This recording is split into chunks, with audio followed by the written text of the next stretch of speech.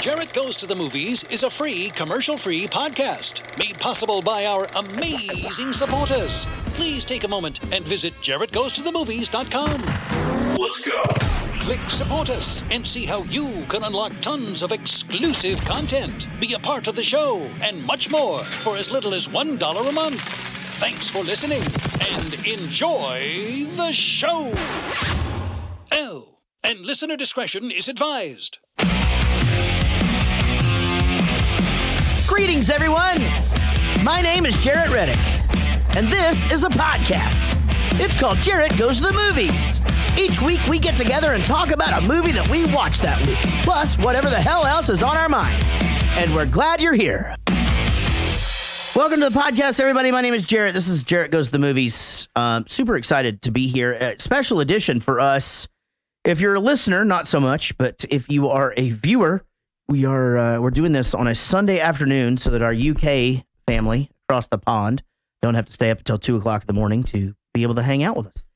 And we are talking about the Green City Hooligans, which I had actually never even heard of.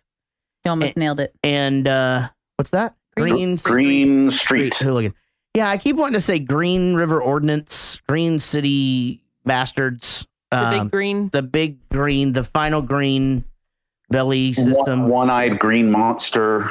I just can't get it right. I cannot get it right ever. And but anyway, I'm super stoked about this because we just watched the movie actually right up until we did 5 questions 30 minutes before this. And I really enjoyed it. So I'm excited to talk about it. But again, yeah, Sunday afternoon, I was going to drink. I'm not drinking. And here's why, because I ended up having some wine yesterday. And we did a nice little hang over at a neighbor's. Another one of our quarantine friends. You know, we're keeping it real. We're social distance in a good way with people that we trust and know and love. What is Jarrett Reddick's definition of some wine? I had some wine. Is that 8 bottles? we measure by the box. I will say it was a box and solo cups, so there's no way to tell. There is no way to tell how much anybody had. I will say that I was probably drinking the fastest because I was just like, my body was like, oh, fuck, alcohol. Yeah, let's go.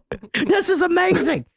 But it really enjoyed it. But you know what? I'm proud of myself because I still haven't been drinking beers. And that's, something that I am trying desperately not to want because it's so delicious when it hits the lips.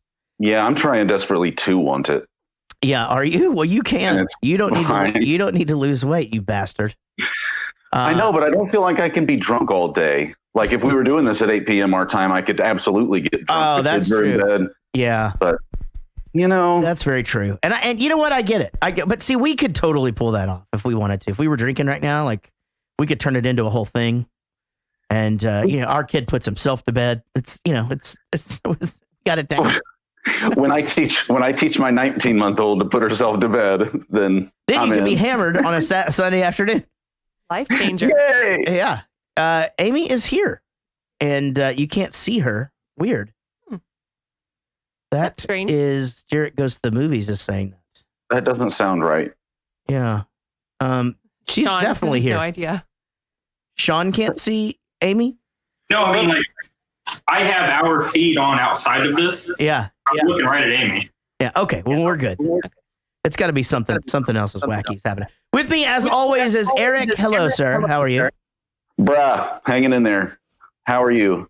Good. Yeah, good. I am actually really good. I'm feeling good, and I am staying busy, which is a good thing, And how about you? I haven't asked about that much lately. How have you been? How's work and all that stuff going? Are they? Well, work was a little busy this week because I was trying to wrap everything up before going on vacation this week. So of course that means trying to tie up all the loose ends that we've got hanging out there. But got it all done. Getting all the laundry done to go on the trip. We leave Tuesday. Got up really early to watch Everton play this morning, and they got their fucking asses kicked by Wolves. So, well. Yeah. Okay. Sorry. Woody is admin on our page, so I forget that he can answer stuff. I get it now. That's really funny. He couldn't see her because she's wearing camouflage. Fucking Woody. Yeah, That joke always goes gig. well once you get It it. always works. But it usually does take a minute when you use it. Yeah, absolutely. Because people forget that what they put on. That's so funny. I had no idea. Yeah, that's the thing. It's like people will go, I like your shirt, and you always have to look at it to see what the fuck am I wearing? It smelled okay. Yeah, yeah, that is freaking funny. Way to go. Eric, you actually have a question, and it's pertinent to the conversation. Eric, what did you think of the Wolves versus Everton game? Everton fucking sucks. We're so bad. The midfield is fucking bad. Jordan Pickford is living off of the last World Cup still, and he's fucking probably besides Chelsea's keeper, like the worst one in the league. So it's just, like painful to watch. I don't even get mad anymore. I just Sound expect like a Cowboys fan. Yeah, I was going to say more like a Browns fan, but you can go Cowboys if you'd like. On the other hand, you're I'm saying, Manchester you're like, United woo, fan. and then they lose, and you're like, fucking team suck. They're garbage. Yeah, but then one win, fucking Super Bowl. Let's go. Yeah. You're a Cowboys fan too, aren't you? Yeah, Cowboys, Texas A&M football, Yeah. the Rangers. Yeah. It's always bad. Just give yourself one. Just be a Patriots fan and just be fine. Ugh, gross. I can't do that. Just do it. Just give Disgusting. You watch your mouth. There were like 3 years in there when the Stars were good when I was an adult, and then the Mavericks won one, and then that's really been it for my sports watching love. Well, the Rangers made it to the series, and Well, that's what I mean. But then, and then you lose in the most heartbreaking fashion ever, and yeah, I don't ever want to go through that again. Ladies and gentlemen, sports. All right. Jarrett goes to the sports. My lovely wife, Casey, is here. Hello. Hi, babe. Hi. You talked over your introduction music. I forgot about it. And I've only been doing this for 4 years. Exactly. Yeah. How are you? Good. Good. I remember. Thanks for asking. Remember downstairs we were hanging out earlier, and then we walked up here. And now we're doing a show. Yeah, good to see you. Good to see you too. How is everything going with you? Oh, me? I'm sorry. I thought we already moved on. That's usually where you stop talking to me. I'm trying here. You gave me shit several weeks ago. No, because you'll go, how are you doing? And I'll go, well, and then you'll go, well, me and Casey did this today. I understand that. I have tried. You love to tell people how I'm doing. Go back and listen to the last 4 to 5 episodes, and I haven't been doing that. I'm just panicking right now. You've never talked to me this long ever. That is not true. That is absolutely not true. It could be Maybe true. like when y'all first started dating, maybe. No, we talked a lot less then. Roadhouse. I love it. Yes. And Sean is here as well. Hey, Jonathan. Hey guys. Right there on the mute button, bud. Nice, because we talked about it earlier, too. He's on guard. How's everything going over there? I see that you were barbecuing on the Pit Boss every single day. Almost every single day. I haven't used the kitchen in before I got it. I don't know. There Yeah, you go. Me too, and I don't even have a pit boss. So, fuck it. I love this. The comments are already coming in on the accents. The first comment was about the accent. Michael Price and Charlie Hunnam is okay. Basically, Charlie Hunnam is a Geordie, so he'd never talk like that. Also, terrible East London accent. So the thing is that we have him on an American show over here. It's with biker gangs and shit. What's that? Oh, we'll talk about that. Sons of Anarchy. That's it. Do you know Jared? Do you know where a Geordie is from? Newcastle. Yes, sir. Yeah. They actually have their own language and they can speak Geordie, and you cannot understand a fucking thing they say. Pretty crazy. And Amy Pitzinger is also here joining us as always during Hello. COVID. Hi, Amy. Hello, how are you? Good. I feel the same though with you, like that I do with Casey. Okay. I mean, I know how How you're are you doing? I know what You you've been doing. Yeah. How was your night last night? Oh yeah. You were there. You were there every single day. It's we're doing it together. We're gonna make it, guys. We're gonna make it. We're gonna make it through COVID. Are we? What do you think about that song, Eric? Have you written a song about COVID yet? I'm not gonna, because everybody else is. Fair enough. You know, it's like one of those things where everybody is going to come out of this with some sort of like a new inspiration, a new look on life and all of this shit. And I'm going to try not to bandwagon jump. Have you written a song about mozzarella sticks yet? Nobody's doing that. No. Surely you have at some point, like in the car. I'm certain that I have sung about mozzarella sticks in my life. Yes, I'm sure. I bet Perry Grip has a song about that for sure. I'm just saying, if you want a kind of a niche thing, like writing songs about appetizers you can get from a TGI Fridays might be the way to go. Or a Sonic for Sean. 54th Street mozzarella sticks. Wait, do you like but you don't like the curds, right? I don't like the curd versions. They give you a mix there if you want to. Oh, here's a question for you, Eric. Everton, but why?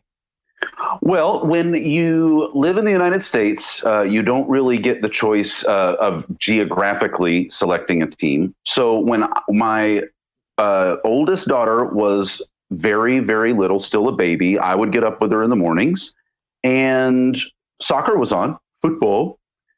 And so I just started watching it. I had never watched before and got into it because every weekend there's soccer on TV. So at the time, Landon Donovan, who played for the United States, was playing for Everton, as was Tim Howard. So I chose Everton. Now, at that same time, Clint Dempsey was playing for Fulham, and I almost picked them, which would have been even worse than picking Everton. So, I ended up okay. It's very true. You have to pick a team. When we started going over to the UK, which was early 2000s, we all picked a team, and Chris chose Chelsea, and I loved playing in Manchester, and so I chose Manchester United, not knowing that there were two teams in Manchester. So I did not know who Manchester City was. But that has been a blessing, so to speak, for me, because on the last tour, they were nice enough to let us walk. We had to walk like 2 blocks over to Old Tundrum, and we were given a really insane all-access tour to the place and got to see some of the inside stuff that not many people get to see. It was really, really cool. So, did you get to meet Ole Gunnar Solskjaer? I did not. No, I got to meet a guy named Tim, I think, and then a really nice American girl that worked for them. And was she nice? Yeah, weren't you there? Yeah, I was there. It was awesome. Oh, okay. Yeah, that's what I thought. Nice. She was actually really nice. She was a really nice lady. She was really pretty too. Yeah, she was super hot. That's what girls say about themselves all the time, though. Anyway, like, she is so pretty. That's what we all sound She's like. got a pretty face. What? You're so pretty. Eric, you're so pretty. I am pretty. I'm sure we're going to talk about a little bit I don't more. think girls do that. I think they have really specific things. They'll be like the one with the good eyebrows, the one with the huge boobs. Exactly. Right. Yeah. Okay. You're right. We will talk more, I'm sure, about football and how it pertains to our daily lives as we get into talking about the Green Street Hooligans. Let me take care of a little bit of business first. We are supported solely by our Patreon site. We do not allow advertisers on this show. So when you listen, you are just listening to us. We don't take breaks for commercials or anything like that. And that is because we have been for over 4 years supported by our fans. And you can become a supporter and get lots of inside shit. So some news for you guys that are Patreon supporters. We are back with if you're a $10 supporter, our Zoom Hangouts are coming back. It's going to be super fun. Zoom, we were not able to have like more than like 10 people back in the day when we did Skype and Google Hangs. Now with Zoom, we're going to be able to have a lot of fun together once a month. Be great. $35 tier. You can now, if somebody is a $50 supporter and cancels on 5 questions, we will go to our $35 supporters to try and get you guys to fill in. So that is a new perk to being a $35 supporter. And also, any of you $10 and up supporters are going to get a perk in the month of August. So if you are not at the $10 level and you want to bump up so that you get the perk, that will be coming to everybody who is a $10 supporter next month. And if you want to know more about what that's all about, patreon.com/Jarrett Goes to the Movies. This is a David Dooley and Woody Chambers production. Our Patreon supporters are our producers at the $20 level. Ad Craner, Amy Pitzinger, Andy Smith, Ashley C., Brian Mason, Brian Dunning, Buster Hyman. Oh, man. Roadhouse. That one, I just read right through it. That was a good one. It's perfect when they're really readable, you know? Yeah, that was a good one. Shell Ordway, Chris Cranfield, Chris Jacobs, Daniel Cotton, David Dooley, David Murray, Dennis Hopp, Derek Smith, Diane Small, Don Petretta, Emily Parnell, fucking Joe Barlow, who we're still sending good vibes to. I think he did actually have to have a procedure in the hospital. So everybody, if you got extra mojo, send it to fucking Joe. Gage Strickland, Gareth Roberts. Hey, pull that clip for me, Sean. That was fucking cool. I rhymed that shit. Didn't even mean to. Geraldine Darling, Gregory Cordone, Greg Lee, Greg Stevens, A Hangover You Don't Deserve podcast, Jared Spear, Jason Aylesworth, Jeff Yeager, Joey Bishop, John Gickler, Joseph Richards, Josh Millman, Kate Etro, Katie Gardner, Kim Murphy, Kirsty Fisher,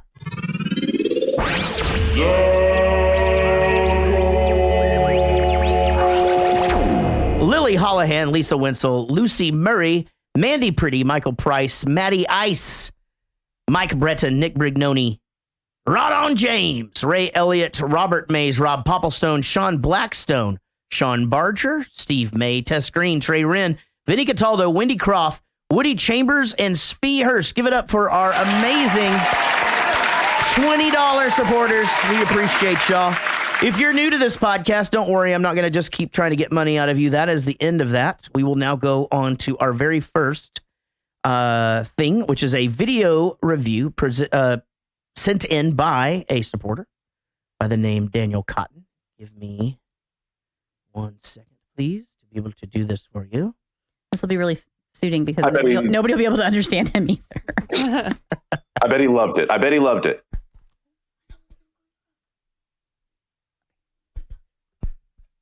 Hi guys, it's me, Daniel Cotton from Twitter. Anyway, hold on. I want to talk about the film Green Street let me fix this. Let me fix this. Holy shit. What have I done? It's Inception. We're all gonna die. Oh my Lord. Holy crap. Hold on. Let me figure out how to do that. Okay, let me think about this for a second. I need to share my screen. Go to Command Q. No, I don't want to do that. I want to share. Shift F4. Oh, no, I got it. I got to share this and then share. Yep. And then I move this over, right? And then I click this thing. In 8 easy steps. Yeah. You too can share Hi guys, video. it's me, Daniel Cotton from Twitter. God damn it, guys. I'm so sorry. I feel like an asshole here.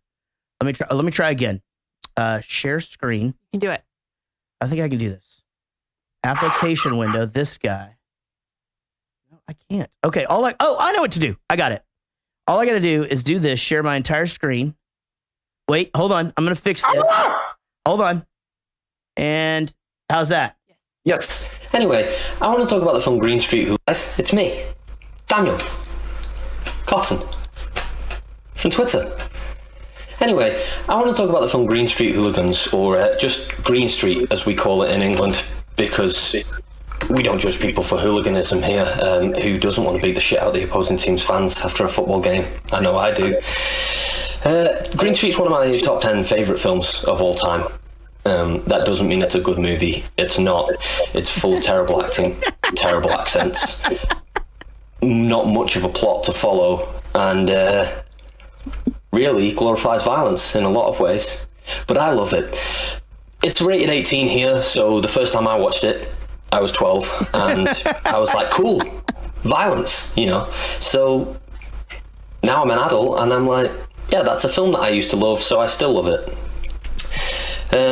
It received glowing reviews from Nuts, which is an old porno magazine that they don't publish anymore. That was the best review, so they put it on the front of the DVD. It's a good movie. Hi guys, it's me. Good to have Daniel. Daniel. I know Daniel. We already did this. Cotton. We've heard that a bunch of times. Hold on, guys. Hey, hi, Daniel. Now I got to figure out how to fucking get off this thing. Okay. Unshare, yeah. All right. Hey, that was Daniel Cotton from Twitter. I agree with him 100%. I was trying to figure out how I was going to tell you guys that I really liked this movie, even though it was really bad. And he just did it. So that's great. Thank you, Daniel. I'm going to leave now. I'll see you guys. He's done the job for you, yeah? Yay. All right, Green Street Hooligans 2005, 7.5 out of 10 on IMDb and 47% on Rotten Tomatoes. So every once in a while, I like to tell you about how Rotten Tomatoes works. Basically, they send the movie to critics. The critics then decide whether they liked the movie more than they hated it or hated it more than they liked it. That's it. So that's your percentage. 47% of this of the critics liked this more than they hated it, meaning that this is one of the rare movies where 53%, more people hated it than liked it. Yeah, that doesn't happen to us often. Yeah. Like even Beetlejuice was like up in the 90s, I think. Even Beetlejuice. All right, budget was $8 million, box office an unfortunate $4.3 million. Ugh. Which could, I mean, I don't understand. This is not on any of the streaming sites. We had to watch it on YouTube. Yep. And which was fine. I mean, actually, it was great. It looked amazing. And I thought when I heard we were going to have to watch it on YouTube, I thought it was going to be one of those ones where like there's a guy with a camera in the movie. Yeah. Filming the thing. And like you could barely hear it. And you hear every time he sneezes and shit, you know? The only part that sucked about watching it on YouTube was the captions, though. Yeah, exactly. Yes. We had to turn that off. It was actually comical for a minute. I'm Yeah. like, that's not even close. It was not even You have remotely a close. toddler typing this out for you. Yeah. Well, The YouTube captioning actually caught less of the dialogue than I did Yes. watching. Yes. 100%. Yeah. Saying a lot. Well, because they're using so much British slang during this, it's almost like the writer wanted to get it all in there, you know? Like they literally, from beginning to end, anytime you're in the group of boys of the GSC, they're just trying so hard to get all of that British shit into there. And the captions could not catch any of it. And it was I don't know why they didn't just speak American. Well, they did create the language, so I'm not sure that's a thing. All right, had you seen this movie before, Eric? Never heard of it. All right, cool. So we love to do this thing. This is a thing where Eric goes and he can look at the poster of the movie and he tells us what he thinks the movie is going to be about. All right, here we go. Over to Eric. for his synopsis. In Green Street Hooligans, we follow the lives of London's most infamous soccer firm in the days and weeks leading up to the biggest match of the year. Will the boys best their rivals, and more importantly, will they realize that the life of a soccer hooligan might not be worth all that they have to give up for the glory? Okay, that's a good try. Very Look, here's what I know. I knew it was about soccer, so I assumed it was set in London. I knew with the name Hooligans in it that it had to be about a firm. And so the rest of it, I just, obviously made up and not well. You already knew what a firm was and everything? For sure. That's impressive. Okay, yeah, that is going to be impressive. We'll get into that here in just a second. All right. Yeah, now, Everton has their own firm, the County Road Cutters. yeah, and they are you a member? Like, do you go out there and like, do they cut people or? Well, that was the how they got the name. County Road runs up to Goodison Park, and then they use Stanley knives as weapons. So anyway, yes, we know fucking football, David, fucking soccer. David, we I like fucking that get it. his profile picture matches that comment so well. Just like fucking disgust me. It's football. They used soccer in England for a long time, and then they started calling it football. We call it soccer. We've already got football over here. You know what we fucking mean anyway. Is that So true? just Hold on, is that shut true? it. Did they used to call it soccer too? For sure. Okay, so I like having that information. That makes me feel good. Yeah, that is actually really, really, really good information for all of us to have. So Yeah. they used to call it soccer, and then what? They went to the more Spanish, Latin, who call it football, to just to kind of blend in or whatever, right? And it makes sense. Look, I get it. It's football. It's not hand egg or whatever bullshit saying they say. I like hand egg, actually. I think I might But- stick with that. At Y'all the wanna end of start the a hand day, egg team? You know what we're saying, so knock it off. Hold on, Drew is upset here. Hold on. I wonder why Drat actually makes me upset, he says. It's the chat room is going fucking nuts over here already. We can do this once a month. You know what I just did? What? Like, do you realize what just happened? I think if I'm picking up what happened while we were doing the stuff, our kid ran in here and heard the snow cone truck. Yeah. You managed to get downstairs, find cash. I mean, am I on right now? You're getting close. Yeah. You got outside, found the truck. It wasn't on our street. Oh, what'd you do? Put him on the golf cart, drove around, found it, got him a snow cone, got him back. Wow. Unfucking believable, actually. That was insane. Way to go. You were gone like 3.5 minutes. It's the small victory. And he was third in line. It's the small victories in quarantine. Unfucking believable. You didn't think about getting us one? We could pour some vodka in there. How many bites do you think it would take you to finish it all? I'll be right back. Hold on. For those of you who don't know that one, go listen to our show. All right, guys, let's get started on the movie. All of it. Green You'll find Street out. Hooligans. I'm excited about this one, guys. I really thoroughly enjoyed this movie. I really did, and I'm excited to get into this shit. Here we go, guys. Enjoy clip number 1. Fuck me. If I knew we was going to a bar mitzvah, I'd have brought me fucking skull cap. Mate, Tottenham's due north. Are you lost? Or just fucking stupid? Still a stand-up comedian, eh, Dunham? Oh, mate. You know, back when the Major was doing your job, he wasn't nearly so chatty. Probably because he wasn't quite so nervous either. Yeah, the Major always preferred a scrap to your yammer. What's that? What is that? Yammer? What is that? You reckon? Yeah. Mate, I think you should get on the next train and fuck off out of here. Oh, yeah. Before something bad happens. Hey, do believe it, Maybe we'll be interested to see exactly what that is. I mean, you're not exactly top flight mob these days, are you? Hey? More like a 2-bob mob. See? Now that's just plain rude. But hey, if you fancy it, who are we to let you down? Now, I'm glad. I probably should have watched this movie twice because I picked up all of that. Now that I've got their pacing and all of that together. Yeah, why?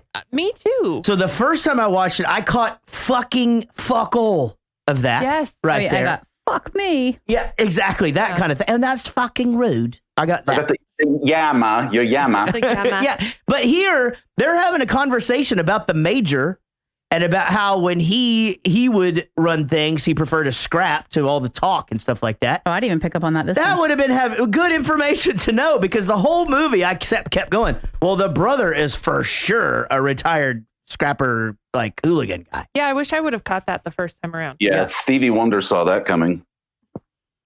What? Yeah, you want to know why? Because his hearing is really good. It is, yeah. You know, and we just watched Ray the other day. We fucking, I'm sure it's like the same. I bet he loves being compared to super hearing. Ray Charles? Yeah, it's the same, right? Like it's the exact same thing. Yeah, Stevie Wonder and Ray Charles, for sure. Literally exactly the same. There are a lot of similarities, yeah, I would say. Yeah, it's like... I just wonder how if that's like one of those things. It's like, nah, fuck. Yeah, I wonder too. Yeah, that's a good point. Like, I'm sure like Stevie Wonder probably was like, yeah, you're going to be the next Ray Charles. Why don't I just be the first Stevie Wonder? Yeah. Right. You know? You think his whole life people are like, I love Ray Charles music. Who? It's true. Oh, man. Well, all right. So here's the thing. I go to England and to the United Kingdom quite a bit. I have been there, I don't know, over 50 times. And quite frankly, they love to beat the shit out of each other over there. They fucking love it. They just love it. And the thing is, they don't shoot each other. They just fucking beat the crap.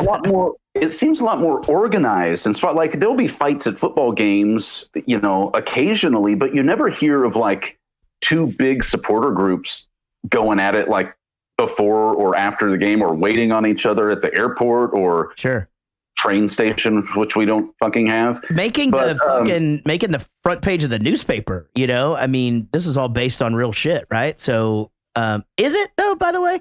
Is this this is what I can't figure out, and I'm sure our chat room will correct every misspeak this entire time. But like I thought soccer hooliganism was much bigger in like 70s, 80s. I mean, Margaret Thatcher, was, against all of this stuff. And that's what I recall. I don't, maybe I guess this limited kind of hooliganism still exists, but it's not anything like it used to be. And I don't know how prevalent this type of thing is anymore. Well, I think they've just cracked down on it. I mean, it's, as I've said, I've told the story about going to see Manchester United at home, and they were playing Stoke City, and it's much, much different than this. The away people all sit in one section all together, and so it's going up in sort of like the triangle of the way that stands work. And then on the stairs, on every single step is a police officer, like literally separating them with a line of people, so that they can't get to one another. And I'm told that that's pretty much the norm. That's just the way that it is now. And then they're escorted in and out by police. And, again, I think, people start dying, they start figuring shit out. But our very first tour over there, we were pretty spooked by the whole term hooligan, because there was a ex-football hooligan on tour with us that was a crew member for Sponge. And it was really fucking crazy to hear this guy's story and like what they would do to people just because they liked another football team. And like they would do this thing, and I don't remember what they called it, but they would basically take two razor blades and they would put a matchstick in between them with super glue, so that when they would be walking by somebody, they could slash them like on the throat or the arm or something that's exposed. And because those two cuts are razor blades, they're so close together, that little strip, it actually can't be stitched without leaving like a fucking massive scar. And so these are the kinds of things. And then they would fucking throw batteries. Like that's where I even learned that throwing batteries was a thing. Wait, throwing batteries? Batteries, because you can sneak batteries. Back then, you could sneak batteries in really easy. And think about it. A battery is a really heavy, small thing. Yeah, that would hurt. That getting hit in the fucking head with that, I mean, literally could hurt you really, really bad. So you know who else throws batteries?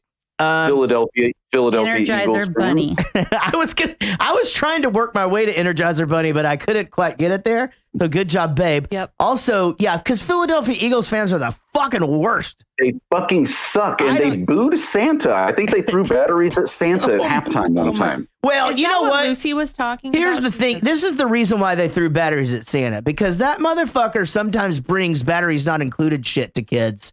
And all of these kids, these Philadelphia people were fed up. They were like, you know what? You don't bring us the batteries, we'll give you the fucking batteries. We'll bring Maybe they weren't even that aggressive. Maybe they were just like, oh, Santa doesn't have enough batteries. Let's go help them out. Maybe it was a gentle toss. Take these to the children, Santa. Or maybe it was a whole bag just thrown at his head. Right. Either way, they meant well.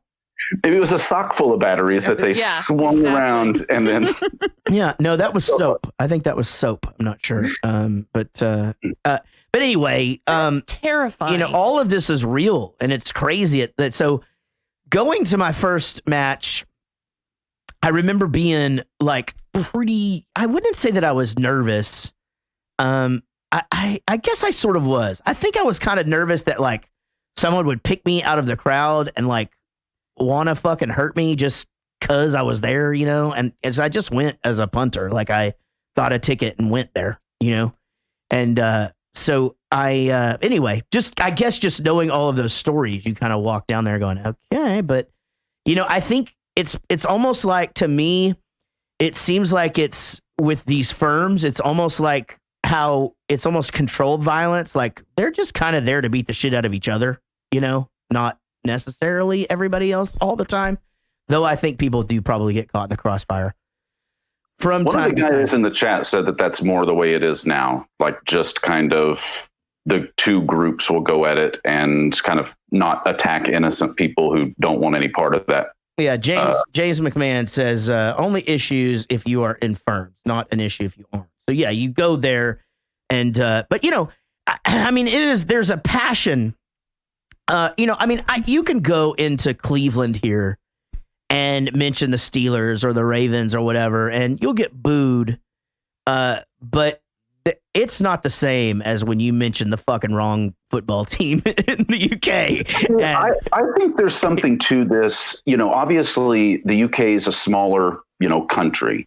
And I think there must be some part of this that's like neighborhood related, because even in London, you've got Arsenal and Chelsea and Spurs. And so, and you could live, only miles from, some other team's territory or whatever. I wonder if that plays a part in it. Yes, they don't like people because they support this team, but really it's more of a, North London versus East London type thing. Or that's 100% what it is. That's what, just put it into perspective of Texas high school football and how you hate the team across town. And I mean, especially if like where I'm from, Wichita Falls, where you had two teams across the town, you're the same size, you're competing against one another, and that people would do fucked up shit to each other, I mean, all the time.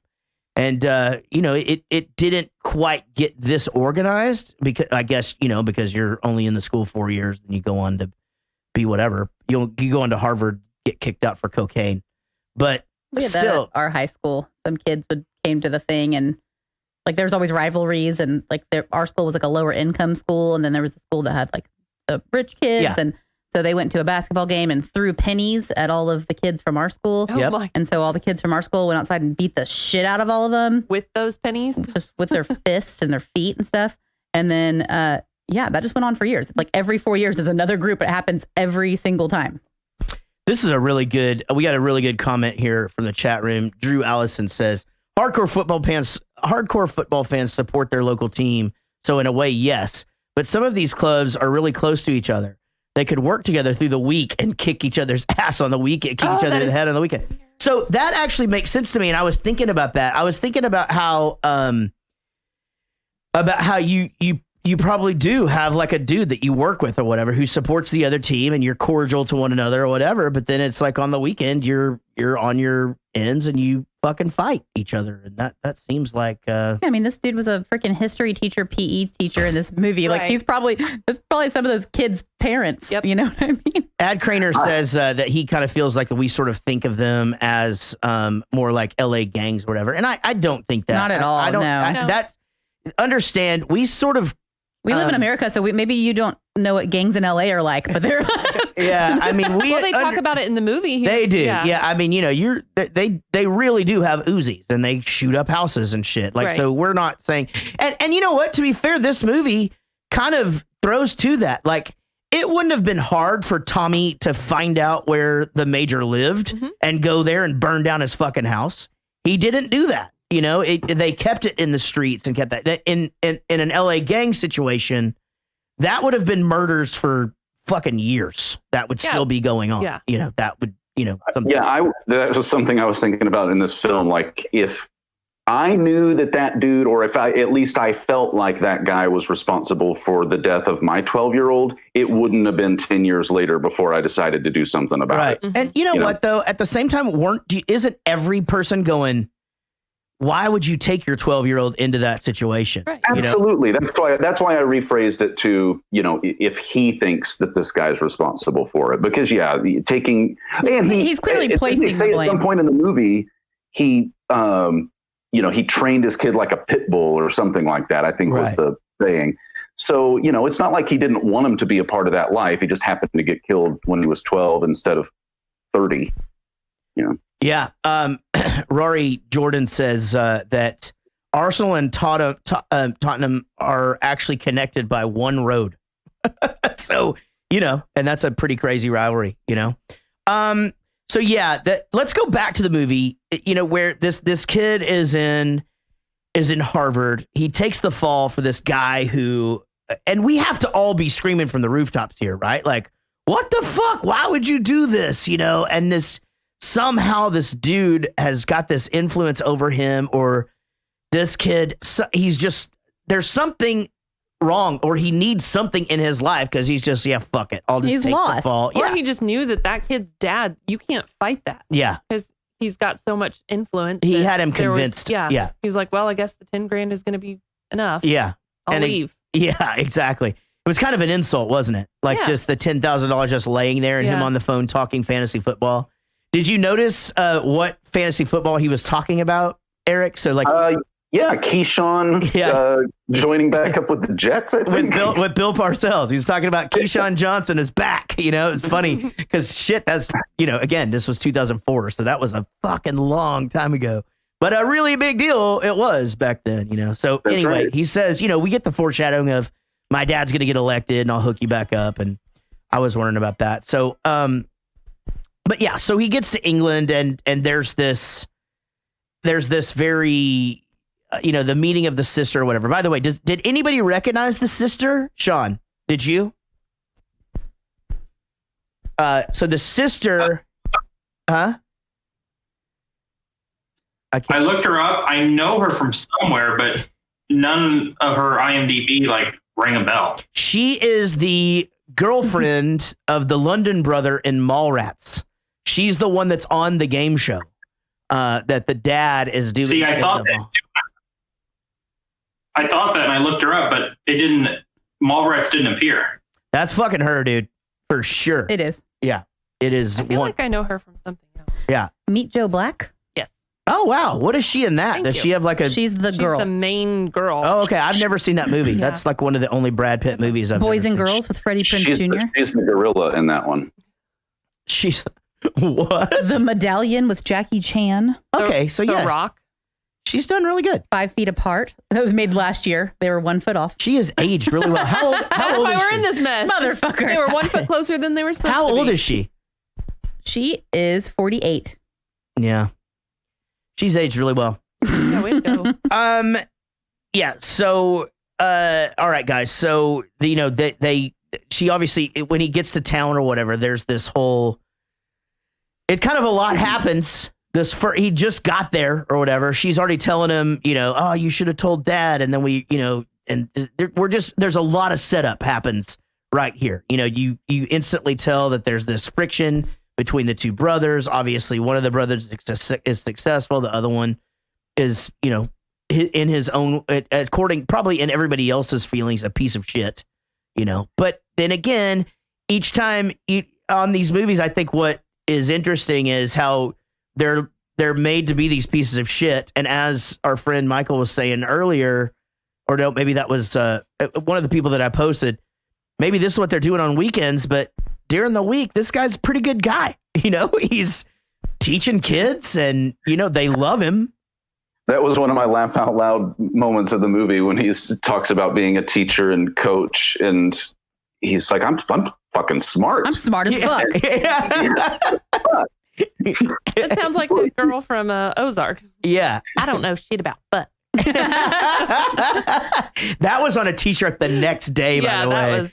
When the Ozark thing happened. I don't know fuck about shit. I don't know which way it goes. I think it's shit about it works. I don't know ways. shit about fuck. That's like when he said You're thinking Game of Thrones? Yeah, when he goes, I do this and I drink or something. I drink and I know things. I drink wine and I know things. Yeah. And like the next day, on it's just all over on the shirt or whatever. Well, anyway, so we are getting a real dynamic of, okay, these two siblings haven't seen each other in a long time. This guy is a fucking hooligan, so to speak. We're going to learn that. We've already seen him fight at this point, right? And but anyway, he's going to give him $100 to take this kid to the match. The movie would have been over if it was me in this story. They would have been like, hey, take him to the football match. And I'd be like, nah, I'm going to go take a fucking nap. See you later. I just got off of a 10-hour flight and I'm going to go and crash and I'll watch your kid while you're on a date and watch TV. Yeah, good point. Or even then, the next thing is, here's 50 pounds. See ya. Yeah.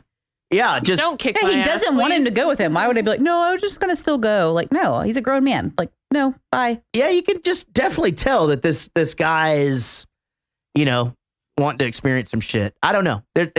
I kept thinking, man, how far would I let this go before I wanted to get out of it? Mm-hmm. Like at what point would I be like, all right, guys, I'm just gonna, here's your half.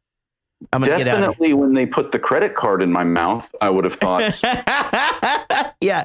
Hey, enough. so let's talk about that even before, because while you brought it up or whatever, Yeah. because so that Chelsea smile, what is it? Chelsea grin. He called it the Chelsea grin, but yeah, I think also Chelsea. So that thing, so Charlie from this movie, the main character in this movie, Pete, is in, what's the biker? Sons of Anarchy. So there is a guy in that cast who's in a couple of other movies that we've done that actually had that done to him. He actually has the fucking so tell me scar. what happens. Like they put this card in your mouth and they push it back so far it cuts your lip. No, Like, they just flash you usually. I've heard of it as a Glasgow I smile. thought something was going to happen. They were going to like jam it in his mouth or. No, I there's just that one didn't actor see. that had this happen to him. That's what I was just saying. Yeah, he's on Sons of Anarchy. He's in a bunch of shit. What's his name? And he's been on, I just said all that. I love know. you so much. Well, I was looking it up because I've never heard of it as a Chelsea grin. I've heard of it as the Glasgow smile or whatever. All right, guys. So how, tell me how it happens. Hey, I locked Kelsey out of the house. I'll be right back. Okay. I've done that before. All right. I'll figure it out. Okay, guys. We're going to figure out what they actually do to them. It's a slashing. Use a knife. I thought, mouth to ears using a knife, broken glass, or any other type of sharp object. Mouth to ears.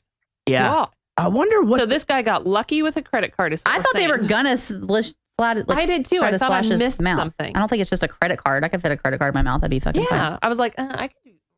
Yeah. Do it. Maybe it tightens makes it easier to slice or something. Hey, any of you guys in the chat room, have you ever cut anybody's face open? How'd Okay, you do that it? makes sense. Look, if you do it to yourself, do like you got a credit card in there, it's just one little slice on each. It's easy. One little slice on each. What if you just started gushing blood? Oh, shit. You fucking did it to yourself. Oh, I missed it. I was Oh, on my Google. God. Oh, man. Scratch the magnetic strip. We could Change the number. Screenshot that and put it out there. It'd be our biggest episode ever. The one where Eric cut his own fucking face open. So here's how it works. Give me off the money. I'll go to football, and you can have a wander around where Churchill took a Tom, or whatever it is that you Yanks do in Jolly Old. Tom? Tom. A tom tit, shit. It's Roman slang. Like, bees and honey for money. I could say it to you. Give me the fucking bees. I made a promise to Steve. Well, Steve ain't here, is he, mate? I am. And to be honest, you're pissing in the wind if you think I'm taking you with me. I'm not giving you the money. You ain't really got a fucking choice, mate. And you're starting to get on my tits. Give me half the money. Cops! Well, how fucking stupid do you feel now? Come on, then. Dance for me, Yankee. Serves you right for fighting like a bleeding tar. But try that again, and I will kick the shit out of you. Yeah, the Tom out of me, I get it. Get up, come on. So, I'm guessing not much of a fighter. Fighter. It's probably the first fight I ever had. You call that a fight? Fuck it. I will take you with me. You might learn something. About soccer? Nah, mate. Not about soccer. And for fuck's sake, stop saying soccer. I got, right when he does that part right there, he goes, for fuck's sake, stop saying soccer.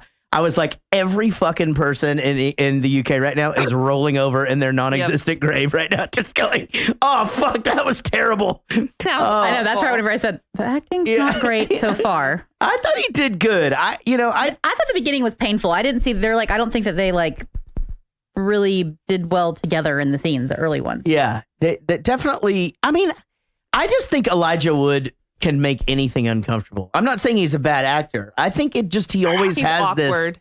He always has this weird vibe about him. Yeah. You know? The only thing I've ever seen him in where he didn't was Lord of the Rings, and everything else that's not Lord of the Rings, he's the fucking most awkward, weird person to ever be in a movie. Yeah, remember him in that, what's that comic book movie? Sin City. Sin City. Yes. It's the fucking weirdest. I think I saw that one. Did you ever see The Good Son with Macaulay Culkin? No. Fucked up.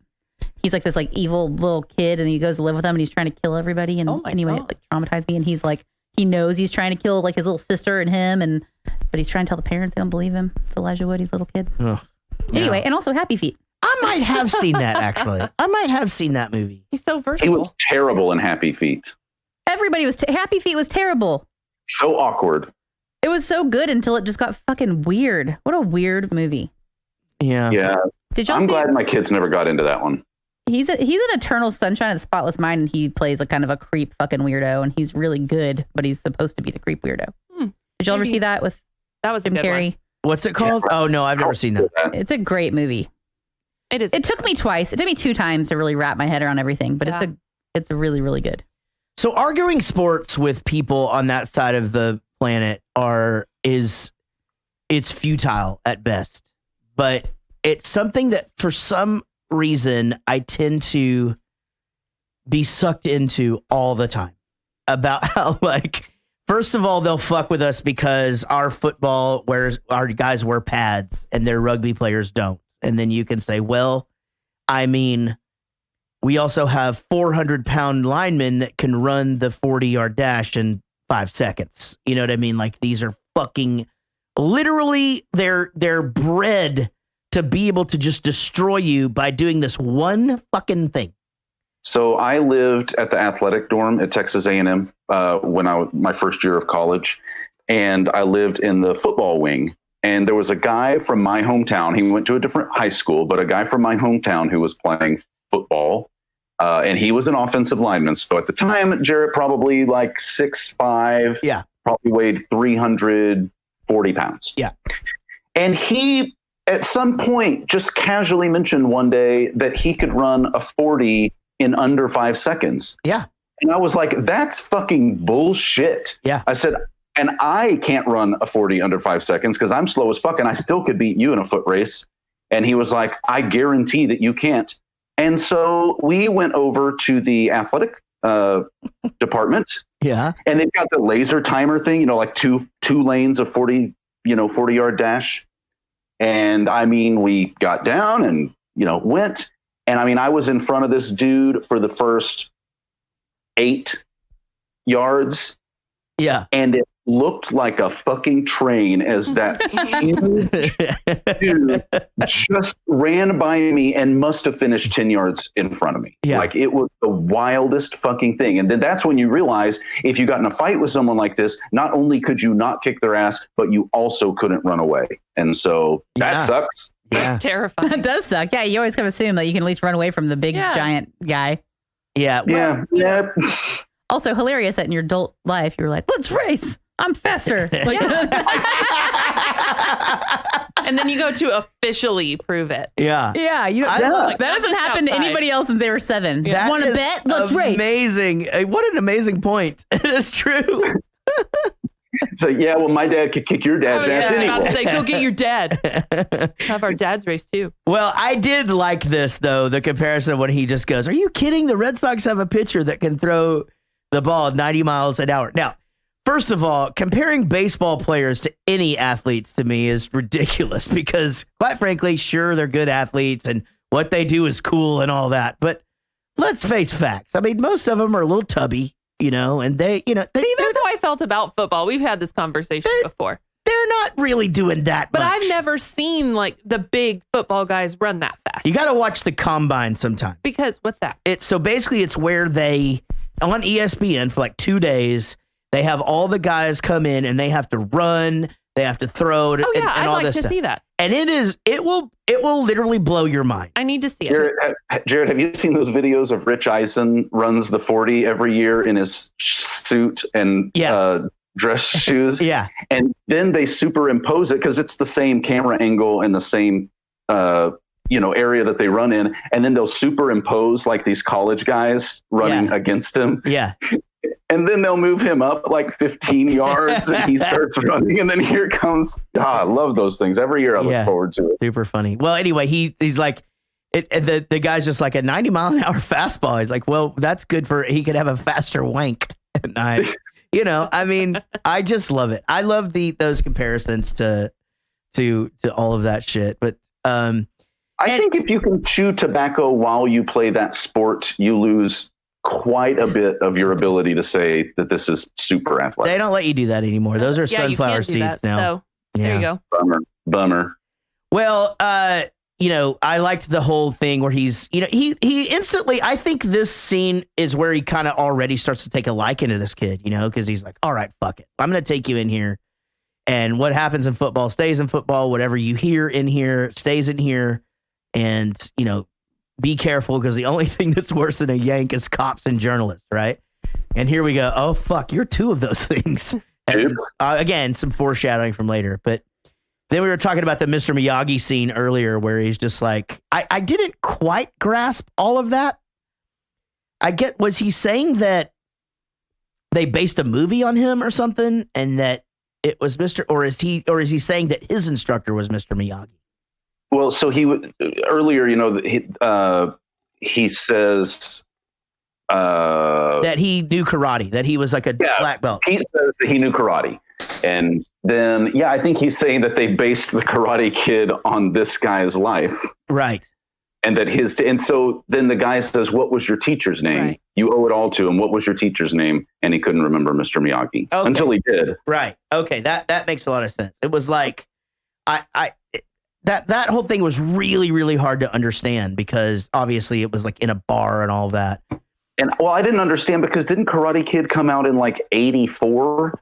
So or 85, something like that. Right. Yeah. So this guy should have been a lot older. That's what I mean. He would have been one when this happens. I don't get it. Amazing. You should have seen it. That's fucking hilarious because I didn't even think about that. That's amazing. Now, when Bobber meets him in the bathroom or whatever, and he's just like up in his face or whatever, the only thing I could think about was how bad his breath was.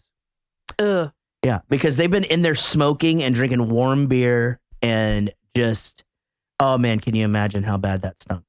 Is it warm beer? Is it always warm beer? Okay, so they're warm. No, they're better about it now. But this was this was 18 years ago. Now the beer, it's not warm. I mean, a lot of places you get like super cold beer now, but this was 2004, probably shot in 2003. Every single person in that bar was 100% smoking a cigarette for sure. Mm-hmm. I love that. And they do serve you those big pints of beer and sometimes bigger. And what's crazy about the UK is every beer that you order in whatever bar comes in a specific kind of glass. So you don't just get one kind of glass for every beer. Like if you order a Stella, that glass looks different than the other beers or whatever. And they like keep it straight. That's fucking cool as shit because it's just, it's neat. But yeah, the beers have gotten colder over the course of the last 20 years. But I will say that it's not like here. I mean, I'll give you an example. Me and Casey took our friend Darren out to lunch one time here. And we took him to that barbecue place over on the toll road that closed down. Tailgater? No. Tattletale? No. I can't remember. It sounded like a strip club, but it's not.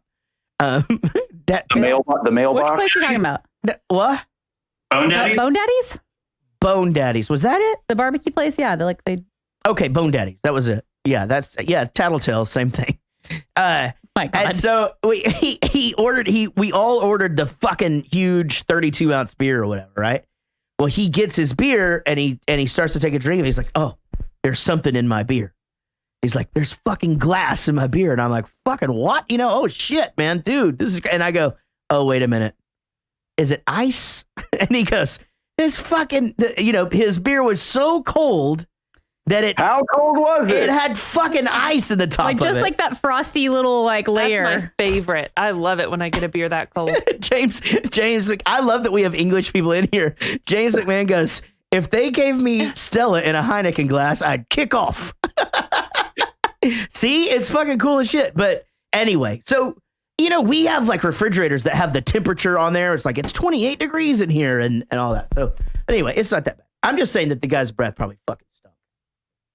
Well, I was more concerned about the state of that bathroom, if I'm being honest. And the pee trough? They all look like that. I was going to say, that's pretty standard. Yeah, that's the common way that the urinal looks over there for sure. And what's cool though is that you get to walk down a lot of stairs through some doors into a dark area, into a light area to find the bathroom. Yeah, no, that's true. That's also fun. Very seldom, I will say the one thing about the British though that they have down is if you're gonna poop, like everything is private as fuck. Like when they get over here, they're like, dude, because you can see through the doors. You can see through the doors and you can see under and all of that. It's in there. You literally like close a door and you're like in an airplane bathroom. Yeah, like, nobody can see anything. Like you're full on privacy. So, like in our airports, especially, they have like those, and half the time the doors won't stay locked. It's like I always get somebody like somebody's put their bag on it and it broke off. Exactly. Yeah, and so anyway, they so pooping in public, they've done it right. Yeah, they've got that figured out for sure. Yeah, they can stand in a queue, they can poop in public, and do you have to pay for bathrooms there? That's it, I guess. No.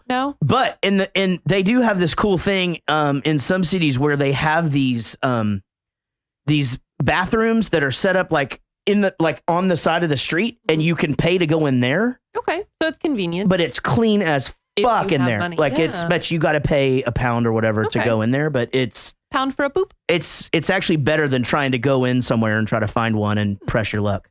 All right. Yeah. So I already talked about me going to the match when I went to see that, and I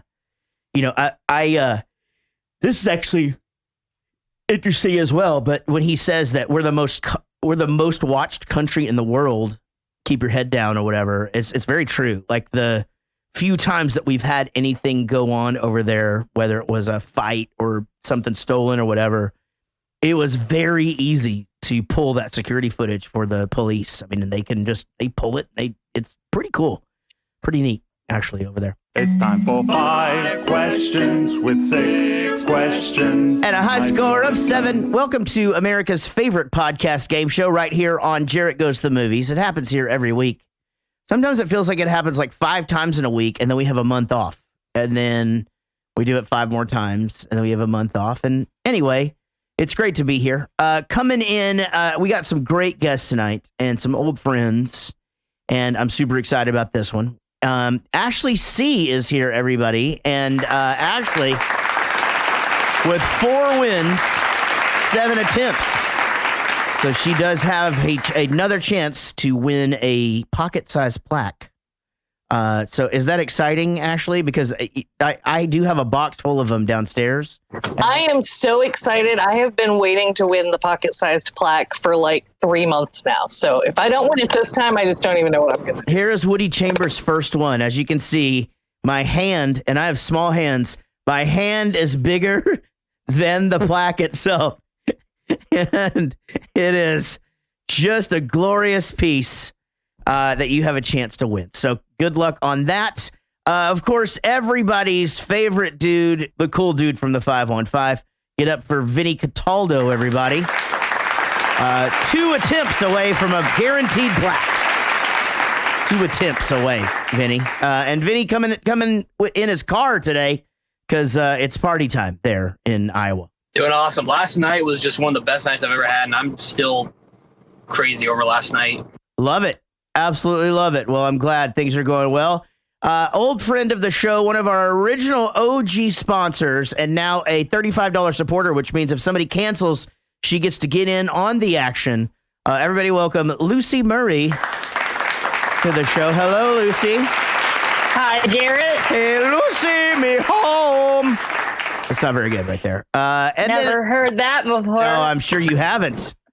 I am sure you haven't. And then, of course, one of my favorite people in the world, my employee sometimes, the only person I allow to give me as much shit as I give him. Everybody welcome Daniel Cotton to the show. Daniel. Now, Daniel, you're going to be working on your podcast right after this. Does that mean that you're drinking heavily right now? No, because I'm a professional, so I'm not drinking until the show starts. I'm sober right now. Oh, okay. And you guys start drinking when you start the show, and you do 4 episodes, right? Well, we can't do that during lockdown, so we're just doing an hour a week. Got it. Normally we do 4 and put them out 1 a week, but yeah, we're just turning it around 1 a week this time. A Hangover You Don't Deserve podcast, and the theme song is amazing, if I do say so myself. All right, guys. Well, let's do 5 questions about the 5 Green, 5 River port thing. All right, guys. In the movie Green Street Hooligans, when Matt is caught outside the game on his own and is about to get the living shit kicked out of him. The thugs, the other hooligans from the other side, are about to do something to him, to his face, and they put an American Express card in his mouth, and they are about to give him what? Very famous injury that is given to people sometimes over in that part of the world. It is known by a name, this injury they're about to give him. All right, guys, let's go to Lucy Murray first. Lucy, what did you say? I don't know. I said body slam. Okay, body slam. Good guess. Ashley C. The only reason I know this is because I looked it up to make sure I had heard it correctly. The Chelsea grin. All right. And Vinny, what did you say? Like Lucy, I don't know. I just said a punch to the dick. If That's part of it. Had you said cunt, I would have taken that. Okay, Daniel Cotton, what did you say? Chelsea grin. Chelsea grin is absolutely correct. Yes, sir. Yes, sir. All right, guys. That is, of course, one. Two of you guys have one, and we'll go on from now. All right, guys. In the movie Green City Street Hornets, the controversial, or not, let's see, their main rival, the main rival of West Ham, is in just across the bridge. Name that community or city to which they will play the final game, and they have the final fight with their firm. Who is the firm? From what city is that firm? Ashley C., what did you say? I said Milham. I can't remember how to spell it, or Milheim. All right. Vinny? I said Manchester. All right. Daniel Cotton? It's Millwall. All right. And then Lucy Murray? I also said Manchester. All right. Very good guesses. Daniel Cotton gets that one. It's very, very hard for me not to just keep referring to it as Melbourne, because that's what it sounded like they kept saying to me. And that's a good point. We're doing good, Lucy. I meant to look it up. I was like, I can't understand what they said, and I just never got around to it. All right. Here we go. All right. Pete's brother, Steve, had been a member of the GSE at one time. What was he known as within the organization? What was Petey's brother Steve? They called him Stevie. What was he known as within the organization of the GSE? All right. Coming in from his car, Vinnie Cataldo. What did you say? I just said scrawny. I don't know. Okay. Daniel Cotton? It's the Major. All right. Lucy, what did you say? I said CEO. Okay, very good guess. Ashley C., what did you say? I also said the Major. Both of you are correct with the Major. We've got ourselves a game here. As you guys can tell, you cannot fuck with Ashley C. Daniel Cotton with 3, Ashley with 2, Lucy and Vinny both with 0, but both with big smiles on their faces, having a great time here on Jarrett Goes to the Movies 5 questions. Question number 4 will, of course, be about the movie Green Street Ordinance of the Day. All right, guys. Here we go. In the movie Green Street Ordinance of Philadelphia, what is the first name of the man who runs the other gang whose son was killed a few years earlier? What is the first name of the man who runs the rival firm and whose son was killed in a street brawl? I can see you're all done writing. Daniel Cotton, what did you say, buddy? Tommy. All right. A very good guess. Lucy, what did you say? Boberick. Oh, okay. I see. You went with a different guy. Ashley C. I also said Tommy. Okay. Vinny, what did you say? Oh, Roger with a question mark. Okay. The answer is Tommy, of course.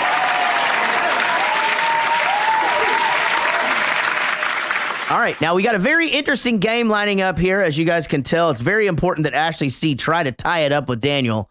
Otherwise, she'll find herself out of the game. It's also very important that either Lucy or Vinny get a question right, just so that the game fucking makes sense. All right, guys. We got this, Lucy. We got this. You got it. It's 4-3 to 0-0. And here we go into question number 5, guys. Question number 5, of course, about the movie Green City Smackers. All right, guys. In this movie that we're watching, because I can't ever think of the fucking name of it. When Pete and Matt are first talking about comparing baseball to soccer, Matt says the Red Sox have a pitcher who can throw a 90-mile-an-hour fastball. What does Pete say that is actually good for? What's a 90-mile-an-hour arm good for other than throwing a fastball? You don't have to get this absolutely correct if you just can tell me in some way what it is I'm going for here. But it's a very well established and often used English term. All right, Lucy, what you got? Wanking off. Okay, Ashley, what did you say?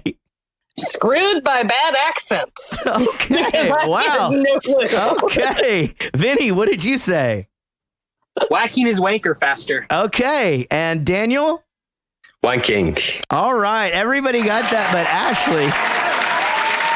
Ashley did not get that one due to a problem with understanding the accents, and that is okay. What a fun question to have missed by you, Ashley.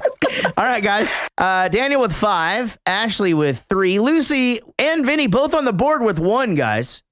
And it is now time for Eric's Off on a Tangent again. Question number 6. Here we go. Green Street Hooligans follows the hooligan firm GSE, which is a fringe supporters group for London Premier League team West Ham United. Before moving to their new home, London Stadium, in 2016, what was the name of their home stadium for over 100 years? I'm feeling nice today, so here are your answer choices. Vicarage Road, Goodison Park, Turf Moor, Selhurst Park, or Bowling Ground? It is Ashley C's turn to go first. Ashley, do you have a guess for it? The second one. Okay, she went with the second one. Vinny, what did you say? I don't know if I heard this right. I think it's the Bowling Ground. Okay, and then Daniel? I said Turf Moor. I don't know this one. Okay, and then Lucy, what did you say? I said Turf Moor. Let's hear what Eric thinks about that. Oh, cheerio then, mate. The correct answer is Bowling Ground, which was home of the Hammers from 1904 to 2015. Guys, this is fucking incredible. But the guy who got this right is Vinnie Cataldo.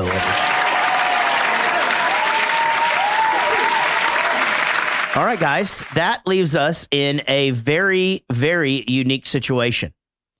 We have both of our alternates, our new $35 supporters who got in by the skin of their teeth to be here because other people of the $50 level canceled. Daniel with 5, Ashley with 3, Vinny with 2, but Lucy with 1. That means Ashley and Vinny, you guys can sit comfortably. You are out of the game, and you have no chance of winning. Vinny, if you'd like to go to the party, you may. If you'd like to hang out, please do. This means that Daniel Cotton, you can sit there and bask in the fact that you know more about this movie than anybody on the planet. And Lucy, you are going to have a chance right now to win the entire fucking thing. Now, you're going to get a chance to answer a question. If you get it right, you win. If you get it wrong, you're not a loser, but you didn't win, did you? Here is Sean's super hard question presented by Will Varks. Insert British phrases that we don't understand because we live in America. Okay, here we go. Sean, take it away. All right, Lucy, 4 categories. Cowboys, 2005 British politics, Good Charlotte, Debbie Gibson. Good Charlotte. When the GSE arrive in Manchester, which actress do they mention to get past the Manchester United fan? Cameron Diaz. Whoa! Holy crap! Wow. Now, I knew for a fact that she was going to answer Good Charlotte. For sure. And what an amazing thing. Lucy hanging on back there, not knowing shit about the movie, guessing one correctly. And then now taking away the whole fucking shit and shaboodle, Lucy Murray is your winner tonight, guys. Give it up for all of our players. Daniel Cotton, welcome back. Vinnie Cataldo, thank you so very much for making the time. Ashley C., we are so glad every time we get to see you. And Lucy, congratulations on your win. Y'all come hang out on the Facebook if you get the chance. And most of all, thank you guys so very much for continuing to support the show. It means the world to us, for real.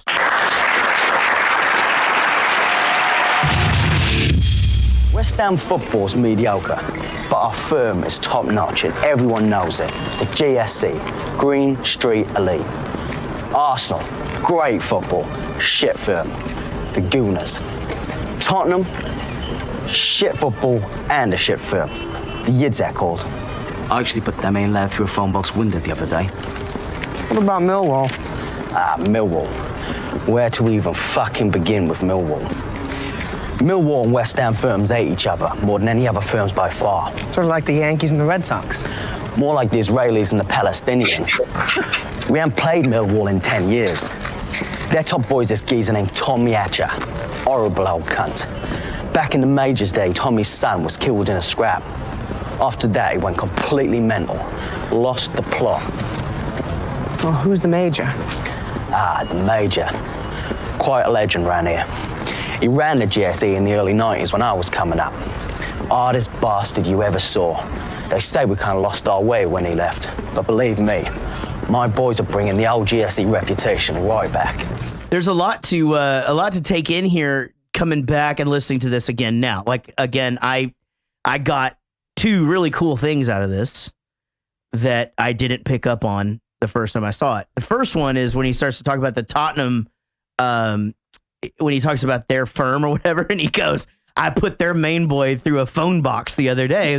That's the fight that he saw coming up the stairs from the subway anyway, and that they're cleaning up. Oh my god! Yeah, I didn't think. Was there a terrorist attack out there? Yeah, exactly. But those were the two guys that were yelling across the train thing from one another, and then they end up fighting. And yeah, he put him through the glass of a phone box. And then the other thing is just him talking about I didn't put together here that he was talking about the Major, and that that we would be able to later put that together. That's his brother. He's saying, like that he was the hardest guy ever. That was the heyday. Guy got killed, and they're saying, that they lost their edge or whatever, but they're trying to bring it back. So again, this probably should have been a 2-timer for me without the closed captions being there. So, well, if you wouldn't have started it at noon today, well, yeah, that's a fairly good point. So a lot of comments on the acting being bad. And I'm going to be honest, I am normally really bothered by bad acting, but this movie, it didn't bug me that much. I didn't really think about it as being really bad. And maybe I just kind of assumed that was kind of like what British people were like. Bad actors? I didn't, maybe it wasn't acting. Maybe that's just the way they are. Maybe they're just awkward and weird. Right. I only know Daniel Cotton, right. And he's kind of awkward and weird. He's awkward and weird. Yeah, for sure. So, I thought maybe they were all like that. Yeah. Well, so, I like though that Pete has taken a liking to him and that he's, actually just really informing him of all this stuff, whatever. The thing that I hate, and I know you can't do that in movies, but I think in real life at some point he would have said, hey man, I just want to come clean about this. Like, I was a journalist major, but like, I promise I'm not get that fucking out there. Like, and that way, I'm out here, I'm fucking fighting and stuff like that. But, I don't know. Did I miss why they hate journalists so much, or is that just an understood thing? He talks about it. He says that basically because everything that they say is a lie. And he says right before this particular conversation they're having, he's saying, we beat this team 3-0, but all they can talk about is this fight that happened out thing, and we make the front page. God. Okay. And there's still in real life parts of the UK where they won't sell The Sun, which is one of kind of the daily tabloids, because of a piece that they wrote about a soccer disaster 30, 40 years ago. So it's a real thing. And so it's a real thing. Like that there are places in Liverpool you can't buy the Sun. They won't even call it the Sun, like in print, So I think there is a distrust in real life that they're kind of basing this on, for sure. And then, like Jarrett said right at the beginning of this scene, when he says, we won this match, but all they want to put on the cover is, this fight. That really sucks because American journalism is just so reliable, right. all the time. Yeah, so spot on, just all the time. You can really count on our, it's just the best. We're just the fucking best at everything. I think that this is a thing that that my British friends, they're always surprised that I don't think that everything over here is the best. Like they'll be like, well, this and your publications, whatever. It's like, that we think all of that is bullshit, right? Like nobody really fucking thinks that that's a good thing. I mean, there are certainly people who think, highly of American exceptionalism, for sure. There are people, but there's also people that think the same thing about living in another country. And it just, when you can sit down and have like a normal conversation about the shortcomings of where you come from with somebody, it's actually sort of liberating, so to speak, because you can say like, yeah, you guys fucking do this way better than we do. Or yeah, it's fucking stupid that we do this, I mean, quite frankly, it's fucking stupid that people have machine guns and can fucking shoot each other just on the streets just for no fucking reason. It's crazy. But it's where we live. God bless America. And I'm proud to be an American. And Texas is even more ass backwards because it's like Texas, our Texas. Because we're like, you can have a fucking rifle and go gun somebody down, but then all of us have probably gone to a fucking gun range and shot a rifle before. Because fuck yeah, because Texas. Yeah, because Texas. Like I don't know. Because fuck yeah. One of our pledge events when I was 18 years old was, hey, let's all go down to the skeet shooting range with shotguns and drink. Yeah. Yeah, they've got bars and gun clubs around here. Fuck yeah, they do. Yeah, that's a We thing. got married next door to a strip club, gun club. We sure did. We should go in that place one day. I wonder if it's still there. We talked about it. Was just so goddamn hot. It was really hot, and he was so hungover. Okay. We got married in a gun shop bar club. Next, no, Jared we got married hungover as fuck. No, we got married in a chapel attached to a motel called Fun City. True story. Fucking true story. Yeah, we got to go back there. Yeah, it was very romantic. It was very romantic. We got to take you guys to the place of our nuptials. Yes, we're right next to Fun City. I wish we knew what the name of that. I think it was Chapel of the Bells or Chapel of the No, strip club, gun club place. I don't know. All I know look is at all of your mugs and calendars and visors that you probably bought. Oh, we did. I wasn't having the upsell. They're like, you need a bouquet? And I'm like, nope, get out of my face. You need rings? Nope. Well, also, sign the papers. We fucking, like, we walk in and, like, our person that performed the service. She's, like, younger than me. She was, like, this hipster chick, nose ring, fucking, nice. Like, full, like, the big glasses and just, like, looked like somebody we'd be like, you want to get a beer later? Yeah, she was dressed pretty normal. We should find out who she was. We should track her down. Yeah. And then murder her. She doesn't want to do that. Actually, the best part of the whole thing is that, so we bought the whole package thing. So not the whole package. I wasn't paying. Not the bouquet. Our driver. Oh, that package, yeah.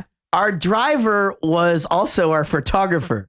And so after the ceremony, he takes us out to go take these pictures in their little makeshift little area where they have all the pictures to take whatever, so that they can try to sell us all these photos.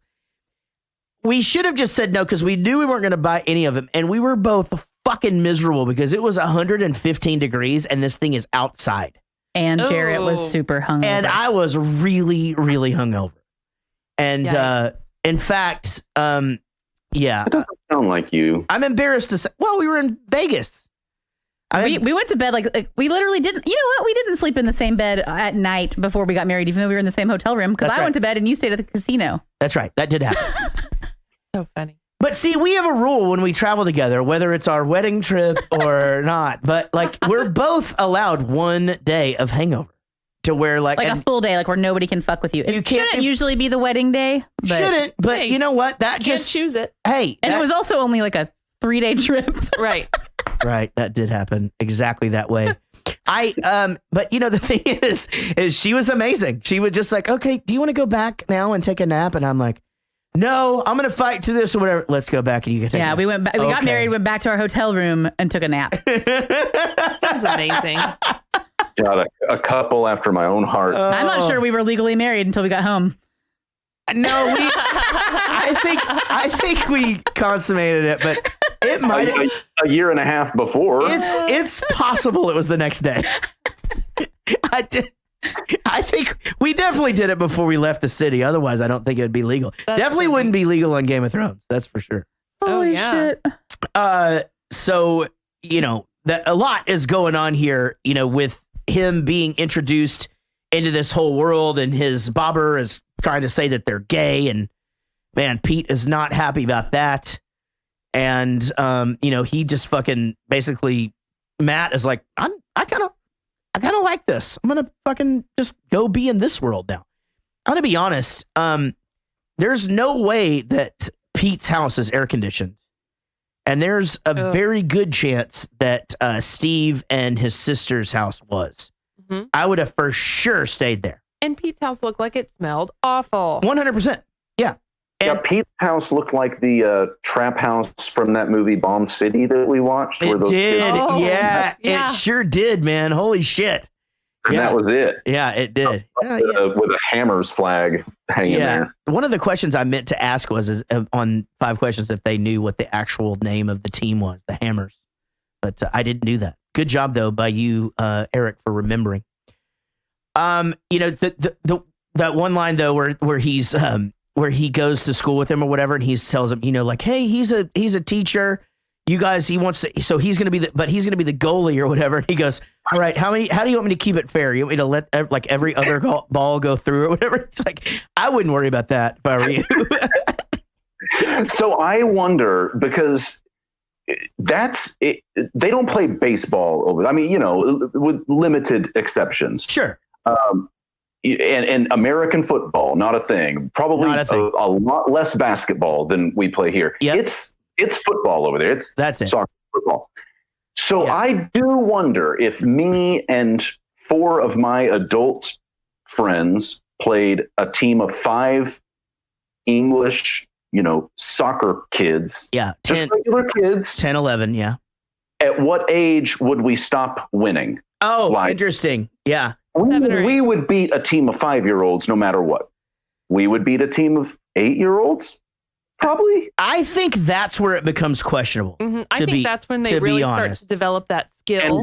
And by 10, I know that we're all going to look like Matt was being in this thing. By 10, they're not only beating you, but they're beating the shit out of you. And but yes, 100%. Because I mean, just being, having Jack playing soccer growing up and being on a club team when he was 7, 8. And 9. I mean, dude, there were kids on there that they could do shit that I've only seen on television. Like literally 8-year-old kids that could do the thing where they flip it over their head and over the defender's head and just go and score at will. I mean, it's fucking crazy.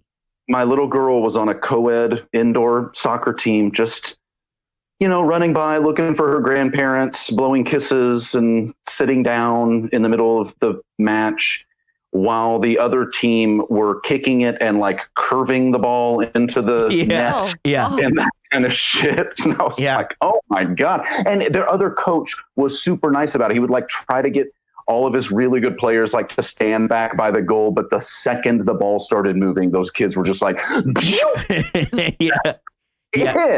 Yeah, we had a kid when Jack was 7. No, he was 8. Did a fucking bicycle kick to win the game. It was the craziest shit I've ever seen. Insane. It was nuts. So yeah, I mean, and they're way better over there is what I'm saying. Like it's because it's all they do. I mean, because their other sports are cricket and rugby, and of course they do play a lot of tennis. But yeah, I mean, you're not doing those things when you're a kid. You play football, you play soccer. All right, we'll go with 7. Yeah, I think 7 is where it becomes competitive, I bet. I think the one thing, though, if like you had your skinny friends, like if you guys were all fast just because of your legs, you would probably be able to beat them in speed. But I think once they hit that first growth spurt, you're fucked. Yeah, well, and I can only run fast for about 15 seconds because of the 30 years of smoking. Well, I was just about to say, you probably need to take about a 6-month break from smoking, be able to do anything without coughing up some shit. Well. All right, so how about this fucking Tommy guy though, man? When he goes up and he's in the restaurant and they come in and they see, I think it was the guy's name Bubby or some shit. Yeah, I thought it was Dover. Oh, okay. I thought Bobber. I thought it was Bobber. I was like, Bobber. Yeah, this guy Bobber. That's an adorable name. Yeah, this guy cannot talk like that with a name like Bobber. Yeah, Bobber. Quiet down, Bobber. Bobber. Yeah, they. Well, everybody gets nicknames over there. Like if your name is, like we have a friend's name is Graham, but his name is Graz, and if your name is like Jennifer, you're Jazz. You know, like everything's. Or you could be Daz, and they call Paul McCartney Maca or something like that over there. Macarena. If you're Jill, are you Jizz? Yes. Fuck, I hope so, man. But anyway, just this Tommy dude, like just with the trying to continue his conversation, and he goes over there and like the guy. So the dude he basically goes, "Do you know who I am?" And the guy goes, "Yeah," and he goes, "Well, that's bad for you then." Because I fucking told you to do something. So you can only think like, was there a right answer? Like Eddie said, no, I don't know who you are. Then would he have been like, okay, well, I'm going to give you a break. I think either way, the guy was fucked. No, the right answer is you turn around and go, shut the fuck up. You're going to get my ass kicked over here. Exactly. Dumb bitch. That's some fucking Texas bar shit where the girl has to talk so much shit that you end up getting your fucking ass beat. For sure. It's like, honey, there's fucking 5 of them. And listen, I'm not that funny. Shut the fuck up. You're not going to let them talk to me like that, are you? Yeah, when she said that, I was like, what? Yeah. No. Oh, my God. This is bad. This is really I'll be honest. bad. I was a fucking loudmouth before I had a child, for sure. Now I'm like, if I got murdered, it'd be pretty sad. Yeah. But before then, like, I would have been like, fuck you, like, for sure. Yeah, that's a thing, right? All right. Well, okay, they're going to make their way to Manchester now. Dave, where are you? Yeah, sorry, Mr. Pal. Listen, Mate. yeah, the flight was an hour late. Fly faster. I'm here. What, Manchester? Yeah. Look, it's like 40 of them are waiting here, all getting very fucking excited. So, listen. Yeah, Bob.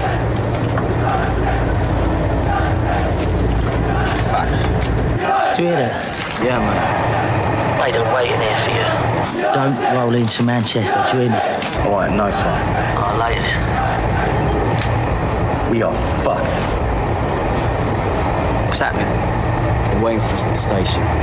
What, they know we're on here? Yeah, must have had a scout watching us get on. How many? 40, 50. Can't we just get off at the next station? No, this is a fucking express train. Don't stop till Manchester. Is that right, bruv?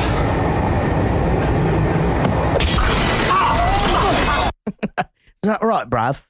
Brav. That guy was awful. Yeah, he was. He was pretty fucking awful. The guy who says that, express train, like he reminds me of Josh from Lacey. Did that guy ever remind you of that, Josh? No, but it is funny because you know, like, specifically what all the accents are and where they're from, and I'm just like, hey, that one's John, and that one's Daniel, and that one's Josh. Right. Like, you know. Well, I'm not. I know some. I'm not that good, but you know. But I have no idea. Yeah, I can pick them out. You know, for the most part. You're like the guy in My Fair Lady. What does that mean? Well, isn't that story around a cunning linguist who can figure out all of the different dialects from all the different parts of London and whatever? He's just so cunning. And he turns so then he turns her from like a Cockney into, you know, a lady or Scouser or something. I don't know. Oh my God, you're funny. Why? Like I amuse you. Yeah, man. So did you guys pick up on the fact that Pete had said the last time that they were there, or the last time Manchester came to them, that he had gone too far and really fucked somebody up. And then so Tommy goes, you just make sure that this guy gets Pete. And he turns around and his fucking eye is fake and his face is all just fucked. Oh man, it just, it's crazy though. It's like my dad was in a street gang back in, I guess the 50s or whatever. I don't actually know the years, but he grew up in Pittsburgh and they didn't have any money. So he was on the streets all the time and he was in a street gang. And, it's funny how there's just, there's a certain distance you go in these fights, to where even, I don't mean to point to the end of this, but when someone is down, like, and dying, everybody fucking stops, and it's like, oh shit, okay, we've gone too far this time. And they joke about it in the whole Anchorman thing, right? Where they're just like, Brick killed a guy. Where did you get a trident? And he just goes, oh, okay. But seriously, it's like, it's just an interesting thing. It's like it's like unspoken rules almost. Right? There are, and you notice that none of them are bringing knives. I thought that too, because then when he got that thing out, right? I thought that when he got that baton out, he broke a rule. I know that there's a rule there. I was wondering the same thing. Like I'm just like, why didn't he go in like? Why isn't everybody else bringing those things? Right, exactly. A baton or whatever. Yeah, he brought a baton to a fist fight. I've heard that a bunch of times in my life. Can't do that. Fair. Yeah, that was in Indiana Jones, one of the movies. Yeah. Now, so the GSC was back after this fucking fight, and it was all Elijah Wood's doing. He had what a great idea. Pays the guy a few bucks to let him roll that truck through and lets him out. He's just like, give me 5 seconds and get the fuck out of here. Here's some money. It's brilliant. That he's just this famous Yank, and people are talking about him and shit, and his dad shows up, and so that's when shit goes pretty much like, this is not good, right? He's the talk with his dad was pretty uncomfortable. I thought it was really well done. But he's obviously this angry kid whose dad worked all the time. His mom obviously passed away. And but he must have liked his dad or something about his dad enough to go to Harvard to study journalism. It's not like, I don't know, like people who hate their parents and then want to be the opposite of them or don't want anything to do. I don't want to be like you, Dad. Yeah. But I don't know. There had to be some part of it that was appealing to him. Yeah, I mean, for sure. Or at least you go through the motions because that's what you're supposed to do. You got this great, big, successful dad, and he's just like, okay, I've got you set up. And that's kind of the way it came across to me. Oh, what? You're going to shake another hand, and then I'm going to go up this, and then I'm going to get into this school. It's probably been like that his whole life. He got me my internship at the Washington Post or whatever. I'm making that up, but Yeah, I guess I can see that. I just feel like if I were going to fake it till I make it, that's a lot. I would be more likely to do that at like University of Texas at Arlington. Harvard. Yeah, you're probably right. And I mean, months away from graduating as well. Like that's the part that's hard to buy into of the whole, like, man, dude, you're almost done. Like there's no way. Doing graduate level work according to the note on his That's paper. Right. Come on. Yeah, absolutely. Well, anyway, he's spotted doing that meeting, and basically his dad, I thought there was a bit of a fun sort of connection with the two of them where he goes, I don't want to go and do this or whatever. He's, it's a free lunch. Just come on. Just go over here with me. Let's go have lunch with the fucking guy. Come eat some of this notable English cuisine. Yeah. Well, and you got to think it's getting pretty fucking bad because the sister basically spills it to Steve. At this point, you have to know that Steve was at least involved. I don't know that that he was the major yet, but you've got to be thinking something. And then he's busted going in there. And here's where you find out that Stevie was indeed the major because he walks into their old bar for the first time in years, and just the whole place is like, oh shit, boy, that journal, that's the thing. You got to fucking put a password on your shit. You need to put a password or just do what normal people do and just talk about your feelings. Dear diary, today I was sad. I would love to read. I would love to read your diary. Yeah, Eric. me too. Story time. Sorry, I haven't written in so long. Yeah. I used to try to. I wanted to be a diary writer so bad, and I would try so hard. I don't No, have it's shit not to going to say. happen for me. It's not in the cards. No? Yeah, me either. I mean, I understand the whole idea and just getting out your feelings and your ideas or trying to document whatever the purpose may be, but it's not. As an adult, the concept of journaling, I get that. But as like a little kid, I really wanted something interesting to write in there, and it just wasn't.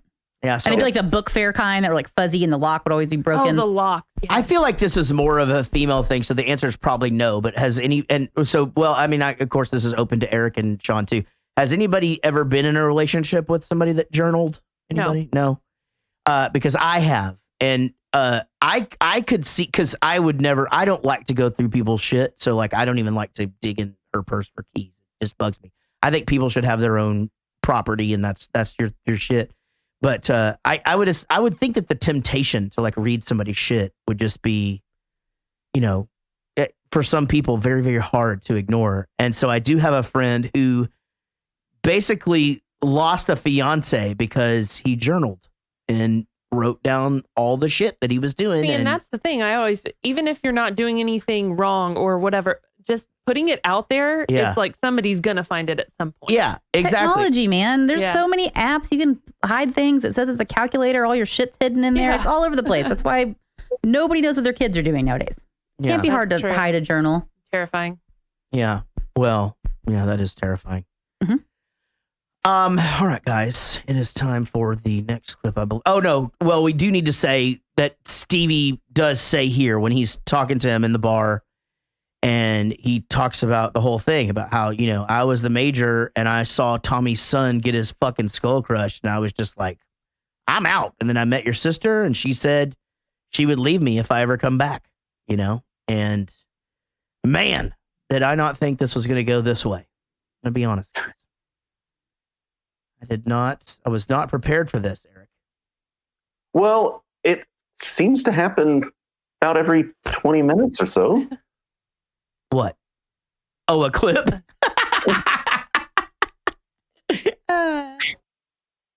Get all those juicy details, mate. Writing it all down. What? You fucking journal!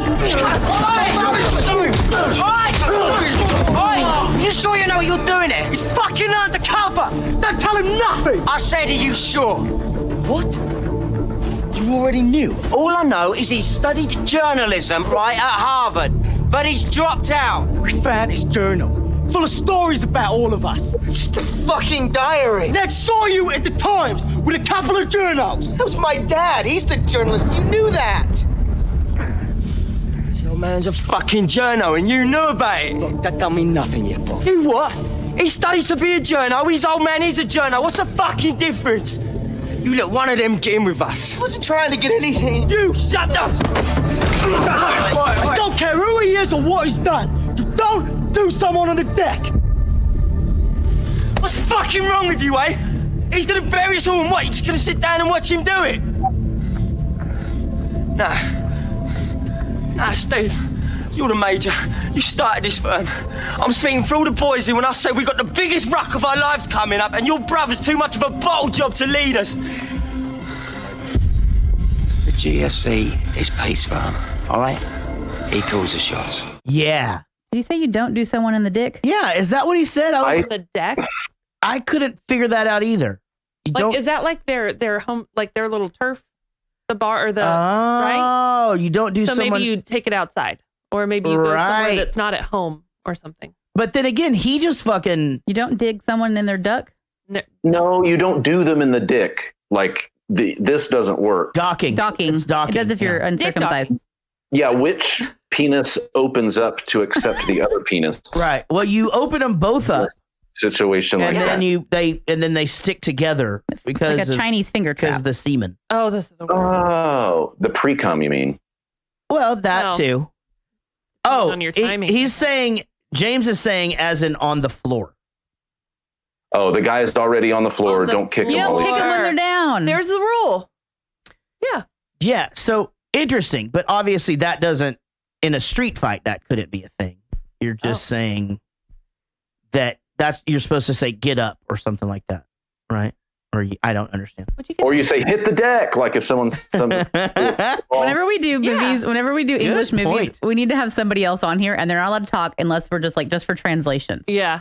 That's a good idea, actually. Man, we have. I went off in a way different direction. We with have that 5 or 6 of them in here. That's really, really good. Yeah, on the deck, as in you don't kick them when they're down. Yeah, you don't do them in their we duck. did it now, but we're stupid. Yeah, we elected Donald Trump as president. We're figuring it out. That was oh boy, that was a hard we. Yeah.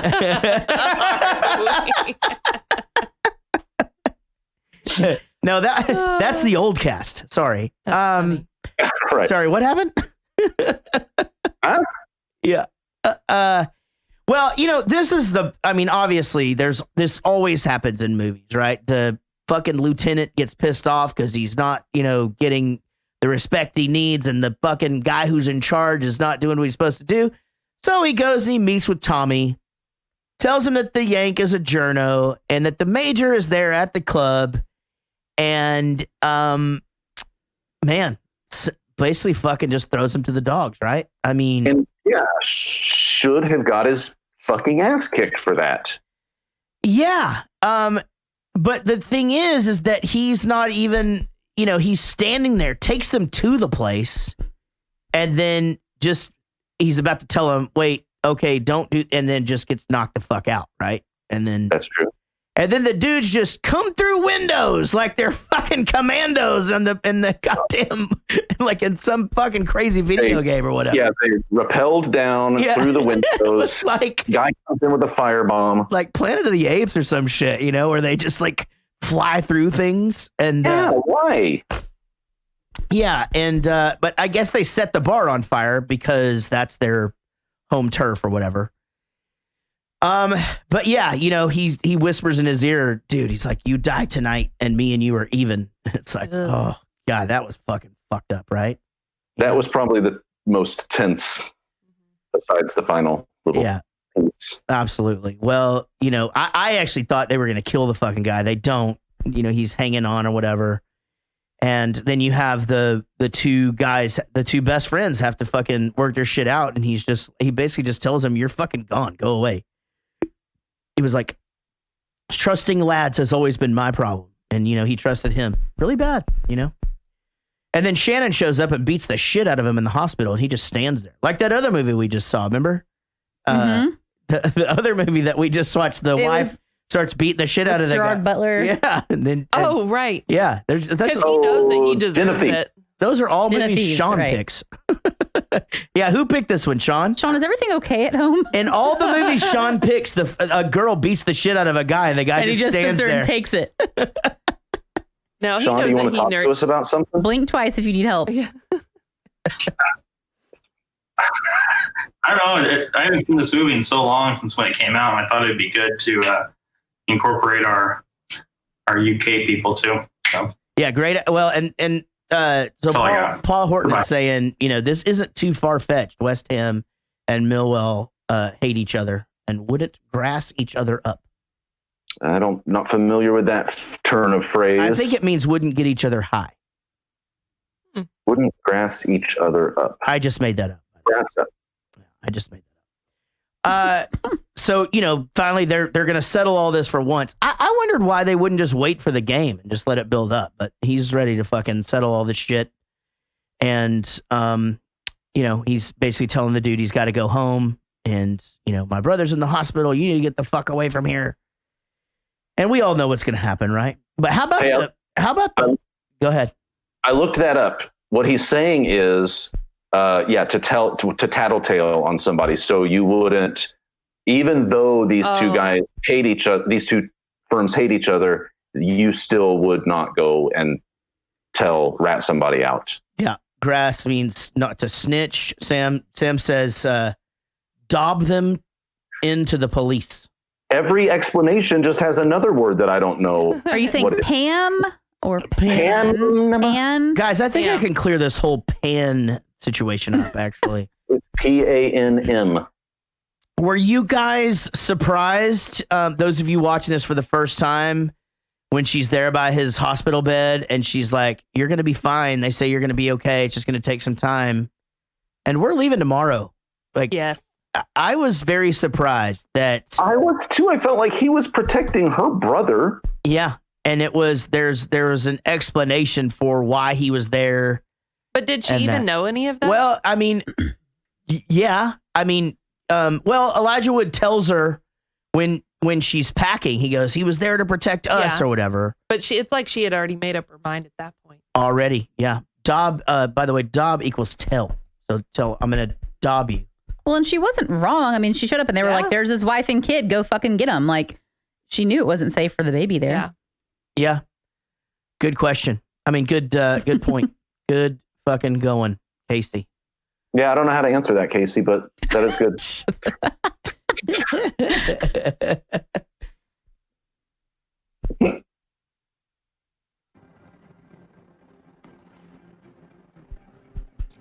You know that back home nobody's gonna care about your rep here.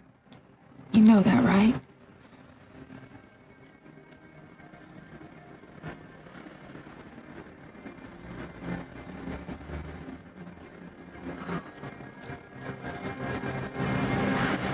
I'm gonna call a cab.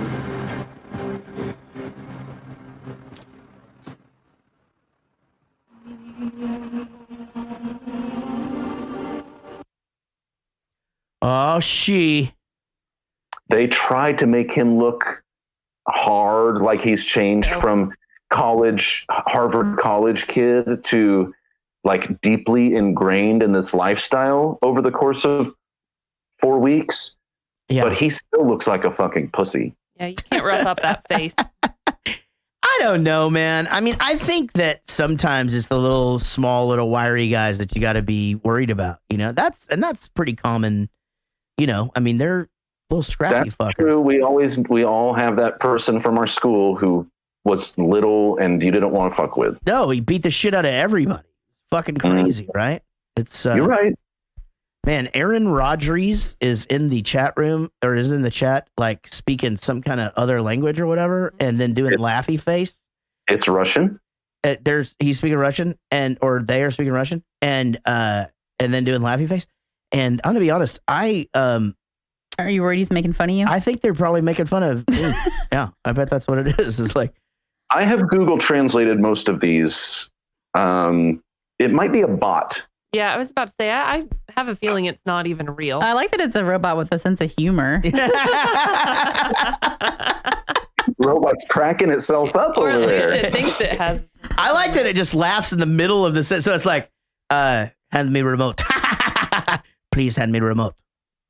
Well, it's about trying to get you to sign up for $3.99 a minute sex calls. Wait, you're telling me I can get these fucking movies streamed for free? Is that really what it is? It's like a bot trying to sell us something? I don't know. If it's not, we're being super rude. Bot. Oh. The last one said, this film, ha, ha, ha, ha, ha, smiley faces, well, complete shit. Oh, so okay. That sounds legit. No, that sounds legit. Okay, wait, what's this one say? Here we go. The bot is self-aware, at least.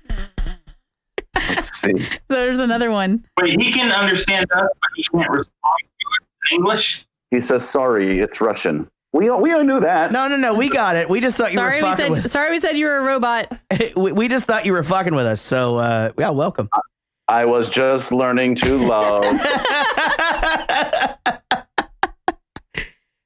Man, this is with everybody getting ready for the fight. It's pretty fucking dramatic, right? I mean, ooh, yeah. Just like all of the dudes kind of like just taking a minute and thinking and just, you know, I mean, because you walk into these things not knowing whether you're going to be scarred for life. You could be the next guy with a life.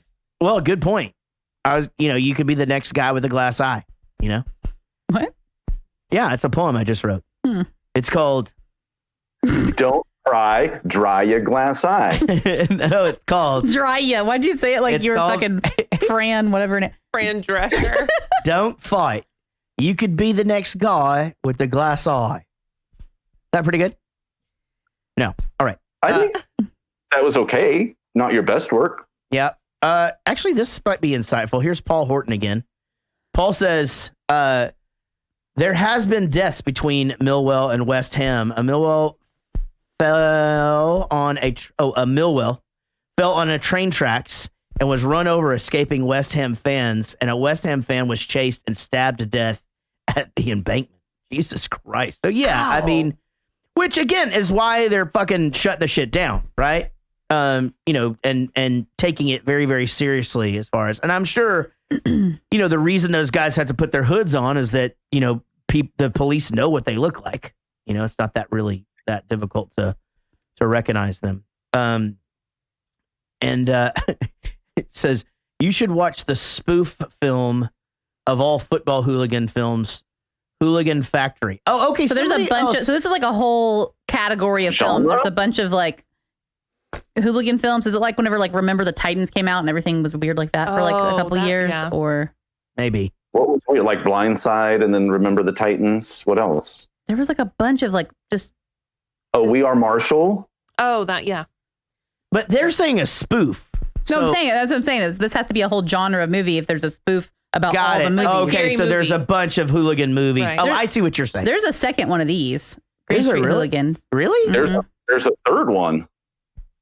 So is it the same actors? No. No. Okay. Because he did. Oh, he did. Who did? Not in real life. Oh, Petey.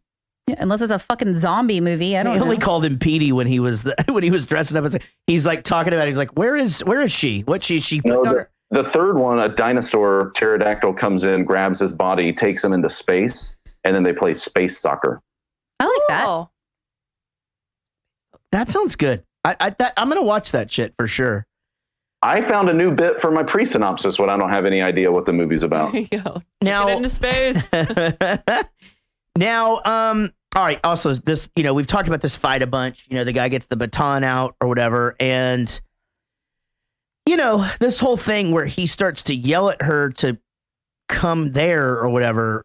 That was really confusing to me. What was he trying to do? Get her to take him to the hospital or something? Like, was Matt trying to get Shannon? Try to get him in the car so she could get him some help. So they could get him some help. But what he did was he sucked his sister into basically them knowing, hey, that's the major's wife and kid. Let's really get our revenge. Yeah, also, don't fucking drive your baby to the gang fight, you dumbass. I couldn't believe that. I could not believe that that's what was Especially if she's literally leaving the country because of her husband going to because you think it's dangerous. Firm. Yeah. Right. Well, was she just going there to get him to be like, dude, get in the car. We're fucking leaving. Doesn't matter. Don't go to the gang fight with your baby. Yeah, I totally agree with that. Yeah, that whole thing was a bad mother choice. Yeah, really a bad. I'm sure he had a mother cell choice. phone. Could have just rang him. Yeah, well, I doubt it was on him. I mean, they were fighting. Where else is he going to put it? You just set it over on the rocks with your drink, and just right over there. Where he takes him Until you're done. Yeah, he's standing with it. Wait a minute, that's my yoo-hoo. The phone. Well, yeah. Well, then like one phone would ring and everybody'd look like all at the same time. Like, oh shit, is that mine? Although it was flip phones, everybody probably had really distinct ringtones back then. Oh, of course. Yeah, crazy. Everybody just Crazy Frog. Yeah. Spending all your money on me. That was mine. True. Well, anyway. That's actually funny because I had. Oh no, it wasn't that song. I was gonna say my friend did an impression of Sean Connery singing the Milkshake song, and that was mine. Oh, was that's awesome. The recording of him doing that, but I thought it was my humps. A milkshake break Trebek. Now this was sad though to me that that this guy just pummels this fucking dude's face and fucking kills him, and then the whole part where they tell the brother. I cried, and did you? Yeah, I'll admit it.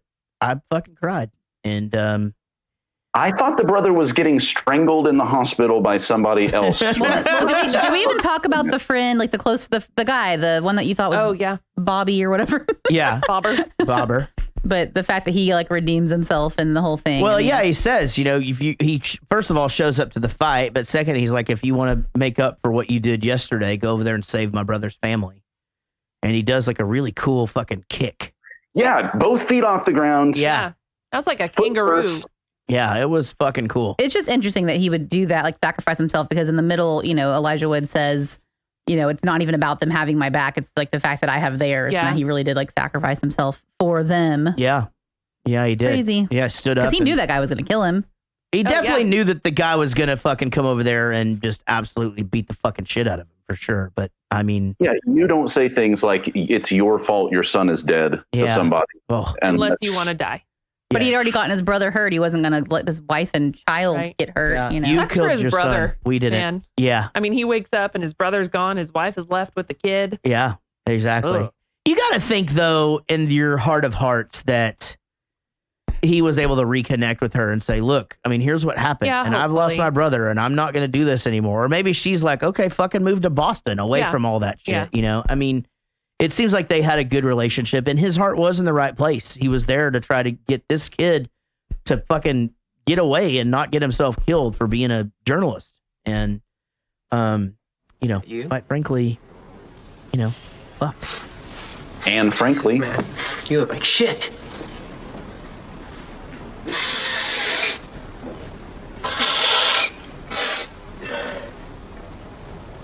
Hey, Buckner, do you mind? You said you'd hook me up. What? I took the fall for you to Harvard. You said you'd hook me up. You gotta be kidding me, man. They were your drugs, and you said you had more to lose, and that you'd hook me up. All right. Yes, I said I would hook you up. Jesus, man, I'm in a meeting right now.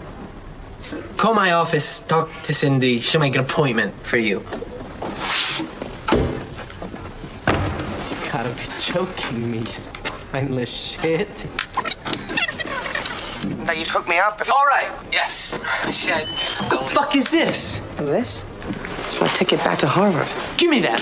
I wouldn't do that. Did you guys notice when the stupid guy from Harvard is talking to his friends that they go, I can't believe you got that Epstein account. Yes. I was like, oh, shit. How come he spends an entire, like, long period of time in this fucking gang that has been in all these fights for, like, months and months, and then he comes home and he looks fucking stupid as hell holding his fist up? Yeah. Didn't he look real, like, just real weird holding his fist up like that? Guys, stop trying to talk down the toughness of Elijah Wood. Jeez Louise. I wasn't whenever he was cutting people up in Sin City. He just looked like a fucking dork in this scene with his little soccer jacket and his soccer costume. His little soccer costume. Singing his little soccer tunes. Man, I gotta say, I really did. I really loved this movie. Those of you in the chat room, you know, from the UK, thanks for tuning in. If you guys dug this, give us some feedback. I mean, if this is something y'all would want to do on a Sunday every now and then, we should certainly think about doing that because this has been fun and different for us. It's nice to not have to go right to bed, you know, now or have to get myself drunk to stay up. To not hang out with you till 3 a.m. drinking after a podcast will be nice. Hey, the night is young, sir. The night is young. Yeah, now we just have an earlier start on a long night. Yeah, right. Let's go. Amy, what'd you think? I don't know. I didn't love it. I didn't absolutely hate it, but I don't like watching a whole lot of fighting. Yeah. Like watching boxing and stuff. I just don't like it. Not your thing. But I liked the music from it. Yeah. And that was kind of it. I wouldn't watch it again. Right. Not and it even was hard to understand. Not also. even now, knowing that you would understand more of it if you were to watch it again. Did I say that? I said that. Yeah, she called it. It did. I just went, Amy is not going to be into this one. No. Yeah. Well, and you know what? That's why it's fun for And us that's all to okay, watch yeah. these things out of our whole element. Now, Casey, you had seen this before. Yeah, he didn't realize till the last scene of the movie that I had seen it before because they get into like the last big brawl and he starts talking and we start talking and I just go, you're going to want to watch this. And he was like, if something happens to that baby. And I said, nothing's going to happen to the baby. He goes, well, and he goes, have you seen this before? I was like, yeah.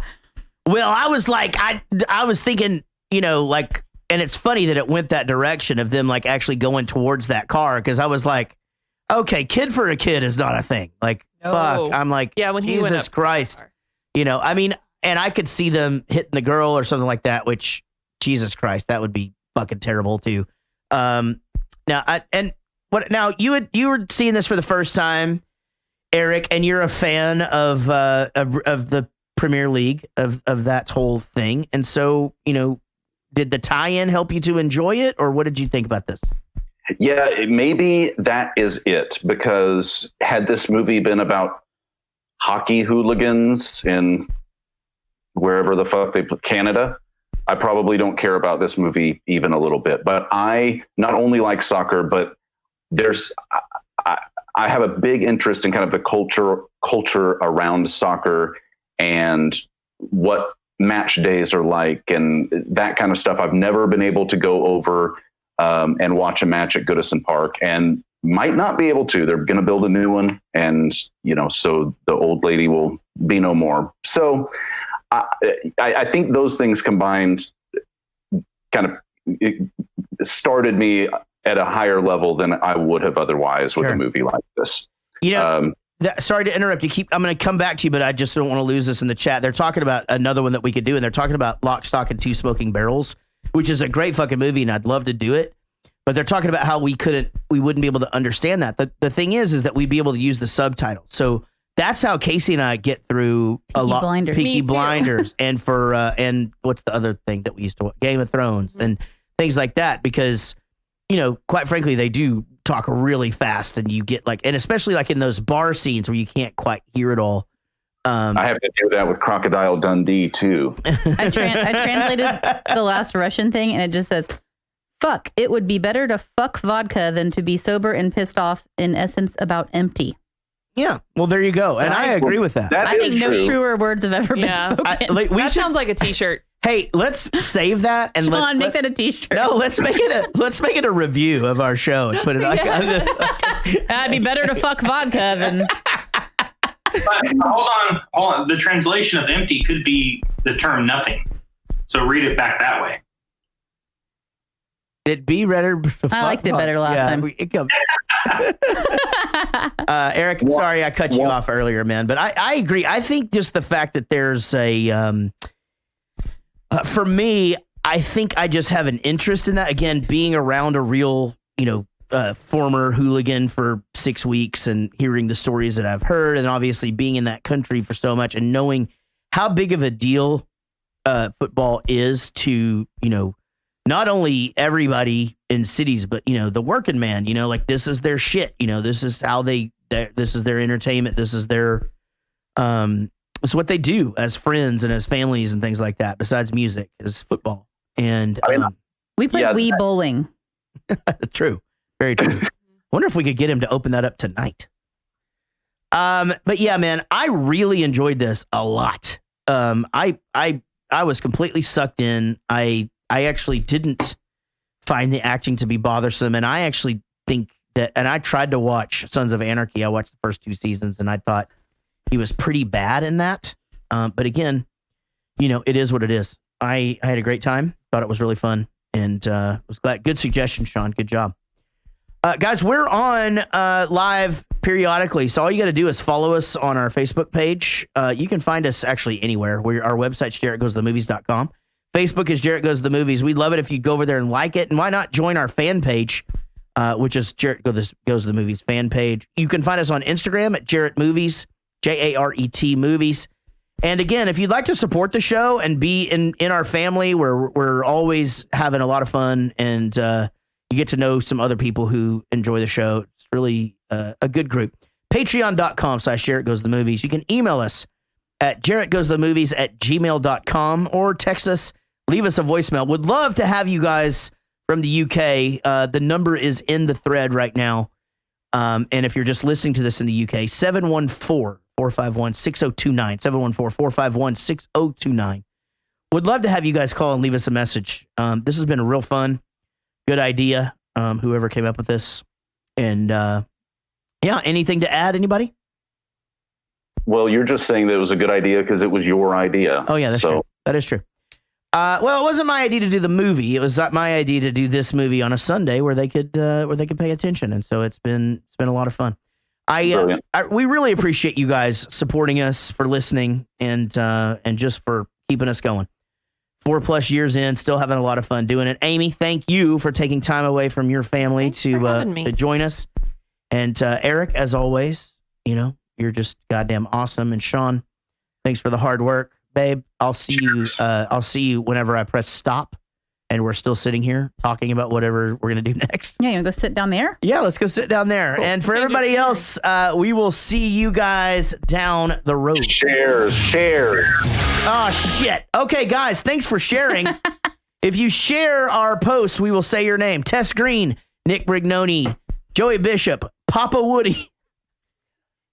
Right above Woody Chambers, Gage Strickland, Laura Gorton, Robert Newsom, Jacqueline Hyde,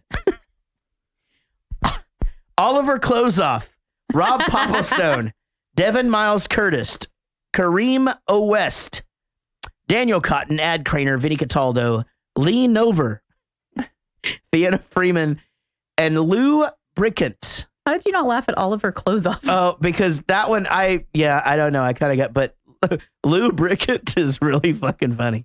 Guys, you fucked up Kareem O. It's not Kareem O. West. Yeah. Oh, Kareem O. Wheat. We'll see you down the road.